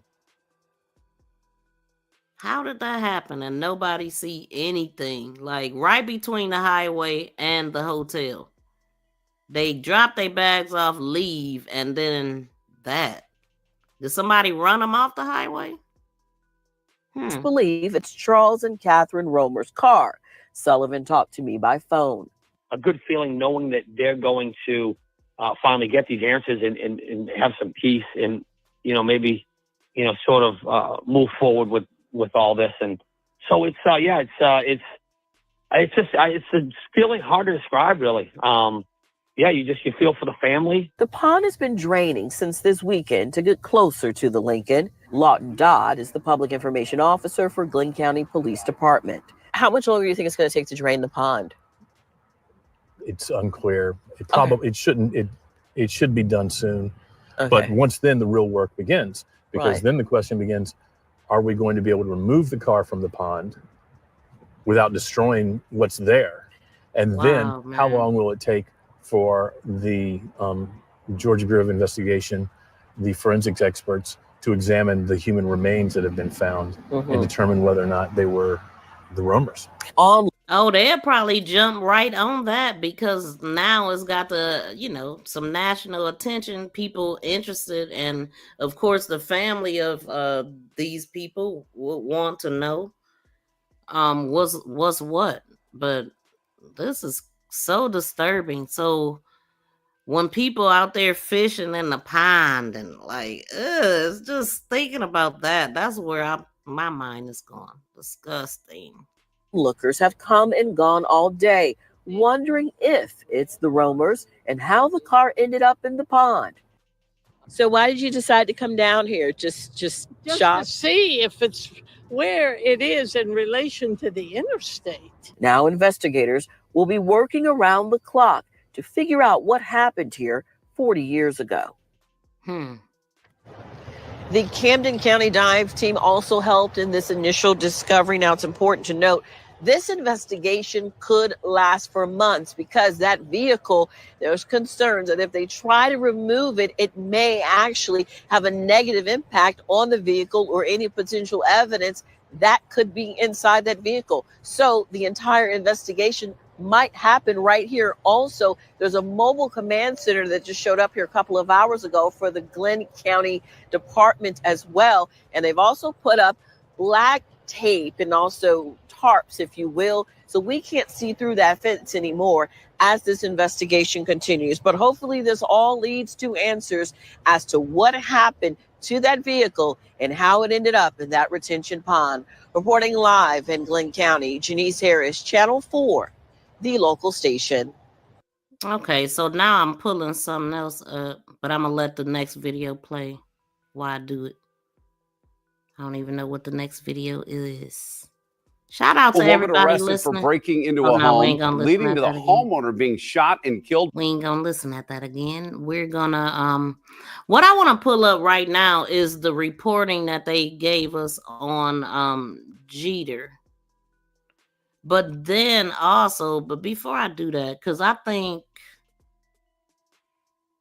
hold on, I think this is the couple that we were talking about. So I'm going to let these few-minute videos play.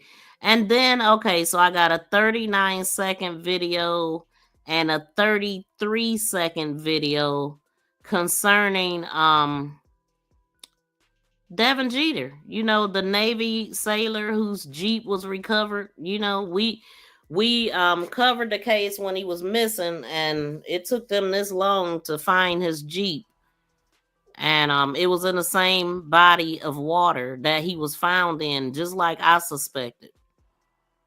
I knew. By Metro Police did not appear inside a local courtroom this morning. 31-year-old Alejandro Buro faces 4 felony charges. News 3 was told by court officials she refused transportation to court from the Clark County Detention Center. Police say she broke into Brandon Durham's home last Tuesday morning. They say he called 911 to report the break-in. When officers arrived, they found Durham and Boudreaux struggling over a knife. An officer then shot Durham several times, Everybody would have lived killing if him. the cop wouldn't have showed up. That's a fact.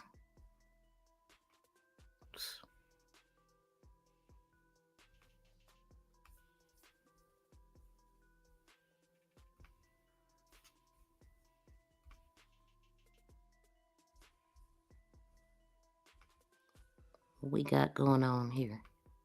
Joel Locke was concerned. Oh. He opened the unlocked back door and went inside the house with the couple's daughter. Oh, no. Walked through the kitchen and you could smell. No, this ain't it. Yeah. And that was the Hold on. food that was still sitting on the counter that had been prepped for dinner. Hold on. But it looked like they were. We got enough cases we talking about right now. Hold on. That was an accident.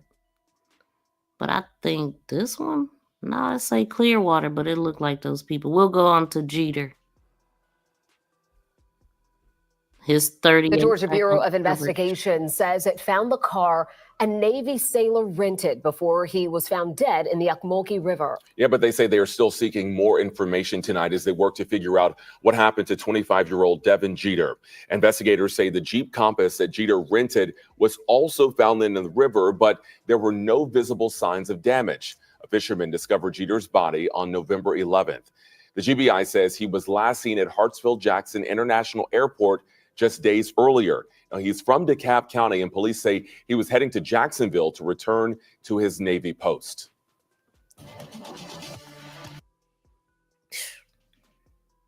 We have an update tonight. The Georgia Bureau of Investigation has found the car it was looking for in connection with the death of a Navy sailor stationed at NAS Jax.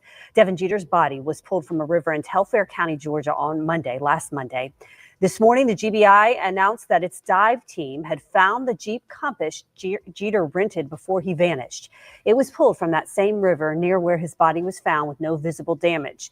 Investigators tonight are still asking for help from the public for any information that could help them figure out what led to Jeter's death. Now, my problem with this is that they ain't give us no details about nothing. Hello, everyone. Thank you for being with us. Nothing. They didn't tell us how they found them, how it came about. You know how they give you details, like the other case that I was looking at where they gave a lot of details. I forgot who it was. It was the last time I was live. I was showing a press conference. We have an update tonight. And that's all we get about Jeter. That's it. That's all. Nothing. Okay, so then, I just found the article. This article is the family of Jack's sailor still seeking answers 2 weeks after his body was pulled from the river. So this is coming from Action. What does it say? Action News by Action News Jax. So Atlanta, Georgia. It has been 2 weeks since a fisherman near Lumber City, Georgia, put the body of Devin Jeter from the river. The sailor, who was stationed at NAS Jax, has been missing for about 3 days. Had been missing for about 3 days.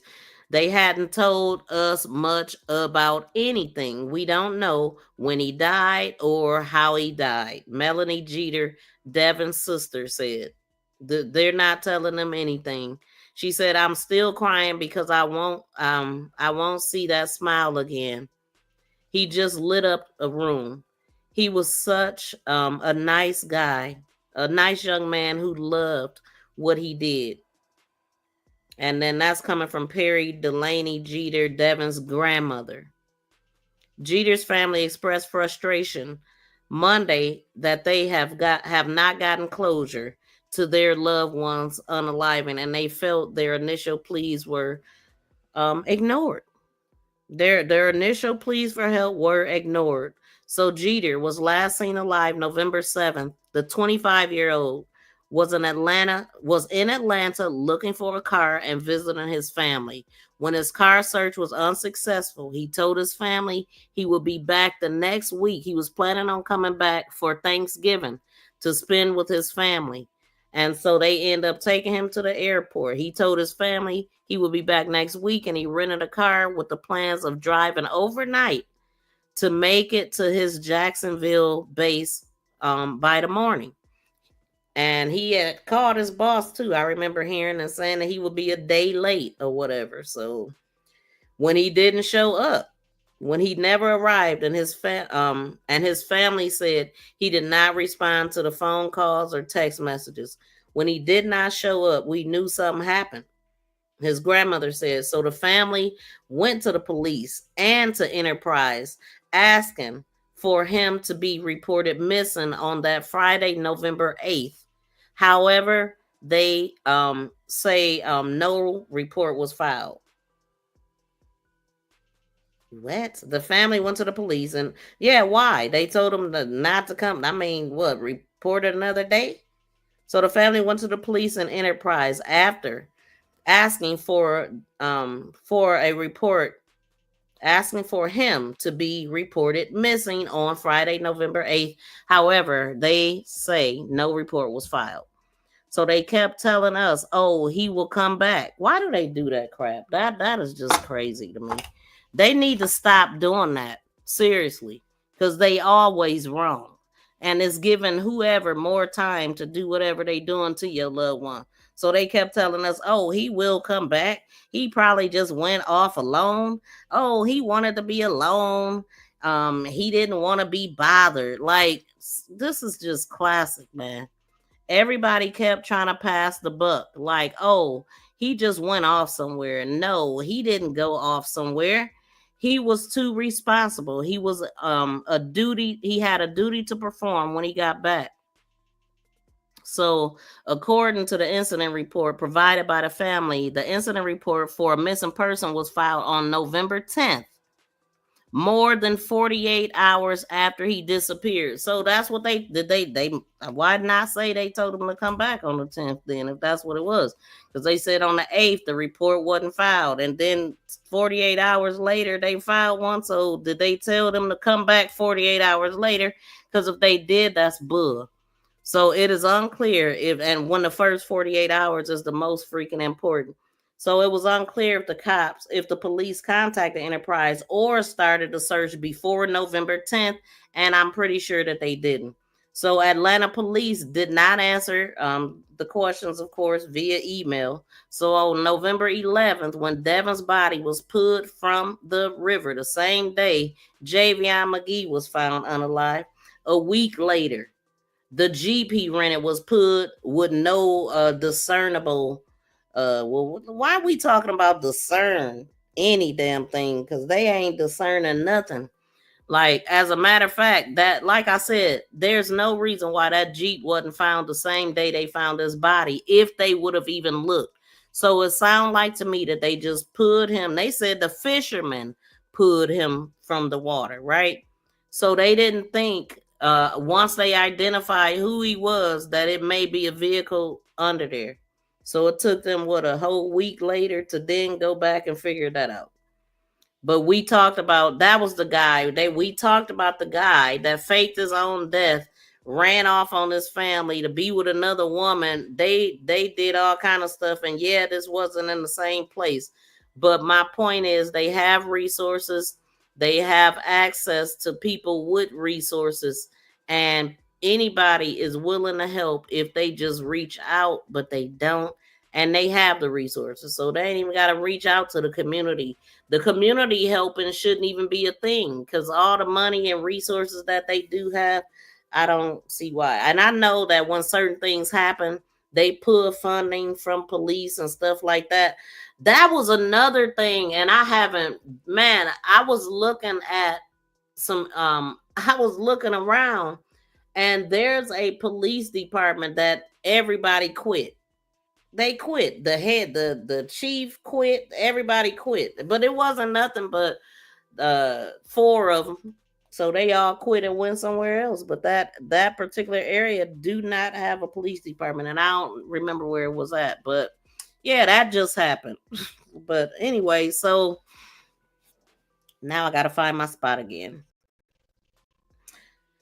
Okay, so it says a week later, the Jeep he rented was put out. Okay. All right. So it says, despite locating the body and the Jeep. Yeah. If they had gotten on it, we think it would have made a difference.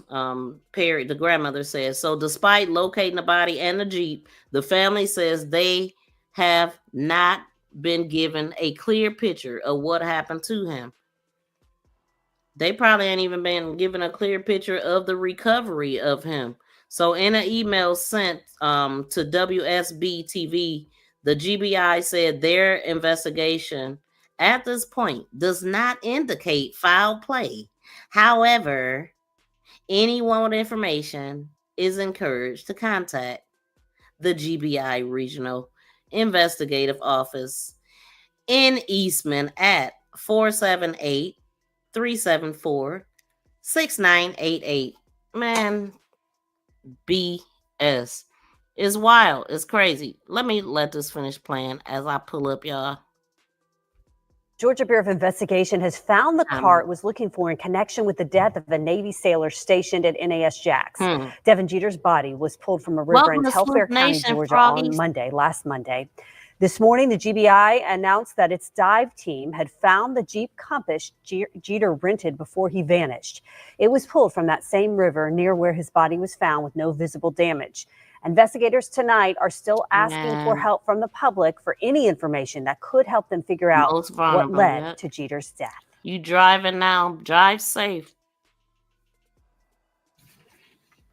Yeah, this is hello everyone. Okay, thanks for so being this with is us today. I'm joined today. The end of the videos that I have put up for today. Man, but yeah, it's been a lot going on, y'all. And it don't stop. It don't get no better. We need to be more aware. Spread the word. You know what I'm saying? Like, let them know about all of these organizations that's forming, that's been allowed to do what they doing, you know. Yeah, welcome in, Froggy. Shout out to you for your gifted membership to Sleuth Nation. We are so happy to have you. Drop them good members emojis. And thank you for tapping in. And shout out to the other people that got the gifted memberships as well. Please smack that thumbs up. Shout out to BFF. Well, 755 said they said it 2 cars, maybe it was an accident. Ooh, fishing, right. Oh, yeah, it could have been an accident, but I think they would have known that it was a vehicle went inside of the pond. You know, it seemed like that happened when nobody was looking. Nobody knew that happened, or the person that caused it to happen, you know.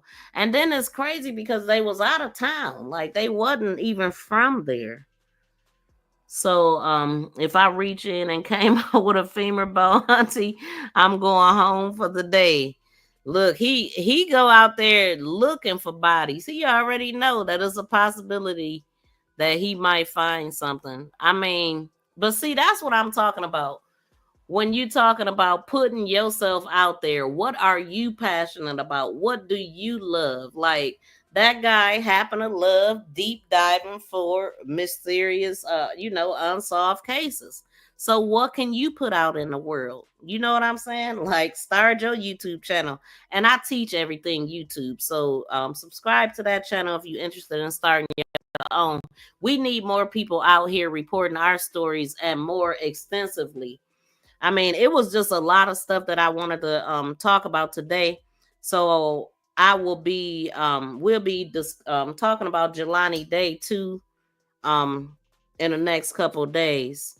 And so we will be focusing in on one case at a time, but I just wanted to really talk about all of the stuff because it all hit my heart as I was looking, as I was, making somebody else's dream come true. That's why I haven't been here. But now I feel like, as far as I haven't been live, but I actually been posting videos. So please check out my videos and shorts. I'm posting every content across the board. Not to mention, I have over 800 videos on here. So please check out my other content. I have a playlist called Subscriber's Choice and Fresh Pick of the Month, as well as podcasts and different playlists for individuals like Jelani Day, Javion McGee, Sonia Massey, and a bunch of other ones. So just check my channel out from the home tab to the playlist tab to the videos and all of that. And just check out my videos. I would love to talk to y'all in the comments. And also, it was one more thing I wanted to do. I said I was gonna pull up the Friends of Durham, but we might do that another day because now we already over 3 hours and I don't want to make it too much longer. But I do appreciate y'all hanging out, and please smack the thumbs up. I'm looking right now to see if my thumbs up improved, as well as hitting those reactions. Like when you too busy to hit the thumbs up or whatever, but I prefer if y'all would just hit them both. But if you can't, just hit those reactions, because that also helps circulate the videos and let YouTube know y'all enjoying what y'all watching over here. And so if you have not subscribed, please do. And I feel like it's something else. I think I got everything on my thumbnail. Let me make sure I played everything though. But yeah, this guy, his friends spoke very highly of him too. Like one of the guys that was talking said that he helped him get in his house and saved him a ton of money. And they all said that he was the life of the party type. He was a lot of fun, and he was smart. Realtor, used to be a chef. He college educated, and I had put up things from his Facebook, but I put it all in a video. But anyway, if y'all did not catch this from the beginning, please check out the replay and let me see what y'all saying before we get up out of here. I knew they were trying to make it seem like he went AOL. Let me go back down. Okay, such important cases. Yes, they are. I mean, especially when we was talking about those developers taking over this little county or little whatever town. And so that will be a sundown town where you ain't welcome. You don't want to be caught. And it's just ridiculous that we even having these conversations, but we know that it's gone nowhere. I mean, the way of thinking, the racism, the way of thinking, that has not ever gone completely away. And that's why they will never pay reparations and all of that, because if they crack the door for that, then or other stuff will follow, and they ain't trying to let up on that because they want to make America great again. That's what I'm looking at. Scary times. This shouldn't be happening. It definitely shouldn't. But man, let all the young folks know, because they seem to, I mean, there's so many distractions out here. So many. I mean, and everybody is distracted. Like most people talking about Diddy more than they talking about what's really happening. It's just disgusting. But yeah, we gonna keep talking about it over here. Certain things hit my heart, certain things I'm interested in, and this is that. The future of Black America. Like, what are we doing here? Like, this is crazy. Let me see if y'all saying anything else before I get up out of here. I was never When America, we never great, especially back in the day, we never progress. Yeah. And so, I mean, when you look at the way other people is doing it, it's like we could do more. When our people go missing, we could be the ones to come out with the stuff that the police don't have. People, like for me, I'm a reporter. I could report it, make everybody aware that they could be out on the scene, and I could be reporting it from, you know what I'm saying? I could help that way, make people aware. This is what I do, what I contribute. I mean, let's say, for instance, Taylor, y'all see what he do. He goes out into action. He's the action man. He puts it in front. He pulls the people out responsible and all of the stuff. So that's his contribution. What can you do to help this? We need people that got sonar equipment. We got people that got investigative skills, that kind of stuff. Building a community of people with skills that can actually do something to help, to jump into action. Because that's what other communities are doing. I've seen it too much. So, when other people don't want to do, what we gonna do? That's the thing. And it's not that hard. It's not as hard as we think. It's just that we depend on the people, like the cops, law enforcement, to do their job, and they should. But when they don't, what we gonna do about it? That's the kind of thing, what kind of action are we gonna do? We can't just keep sitting back saying what somebody ain't doing.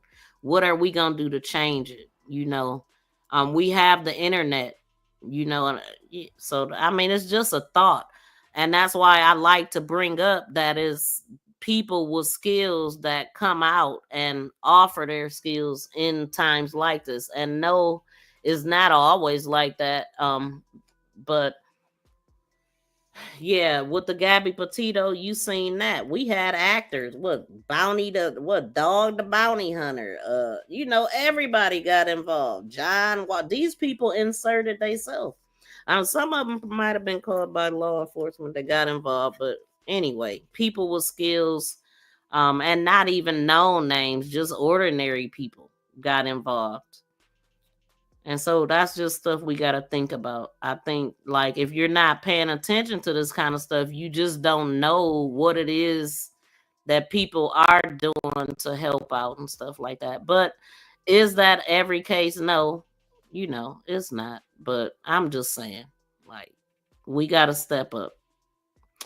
So anyway, y'all, we gonna get up out of here. Thank y'all so much for hanging out. Please smack that thumbs up if you have not on the way out. And we will be back tomorrow, because right now I'm trying to make up. I might be back later tonight. Okay, I didn't go live for 4 days, so I gotta do 4 live streams. Even though I did dang near 4 hours, we gonna overdo it though. But until next time, y'all. Oh, and shout out to Sleuth Nation. So we under Team Viral and the winning team. Shout out to the new gifted members. Welcome to the winning team. Buckle up, baby. 6. Let's go. Got some good members emoji, y'all. I see Froggy. Welcome in, Froggy. And shout out to all my members, new and old. But okay, and then as far as all these criminals, especially Susan. Lock his ass up. Lock his ass up. You're going to jail.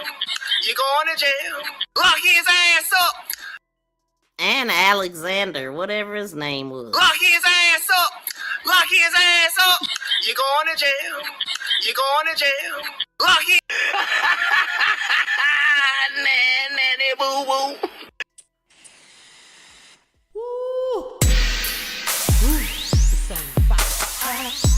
Shout out to my cuz 755 in the chat. Y'all go check her out. She made good beats and great art. Great music, I should say. And shout out to Shandy Music.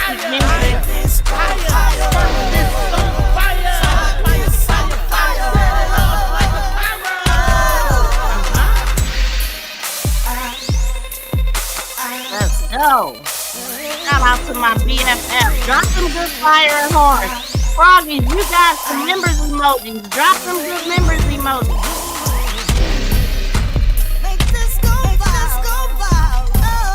This is the smiley face.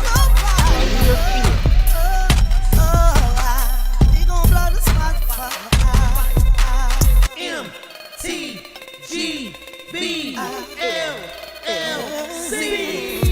There you go. That's what I'm talking about. Drop some good members emojis, alright?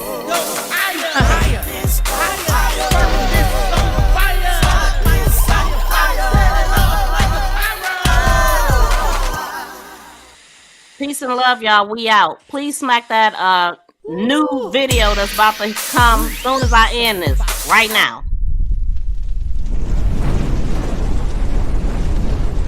Hit the notifications on the video that pops up next.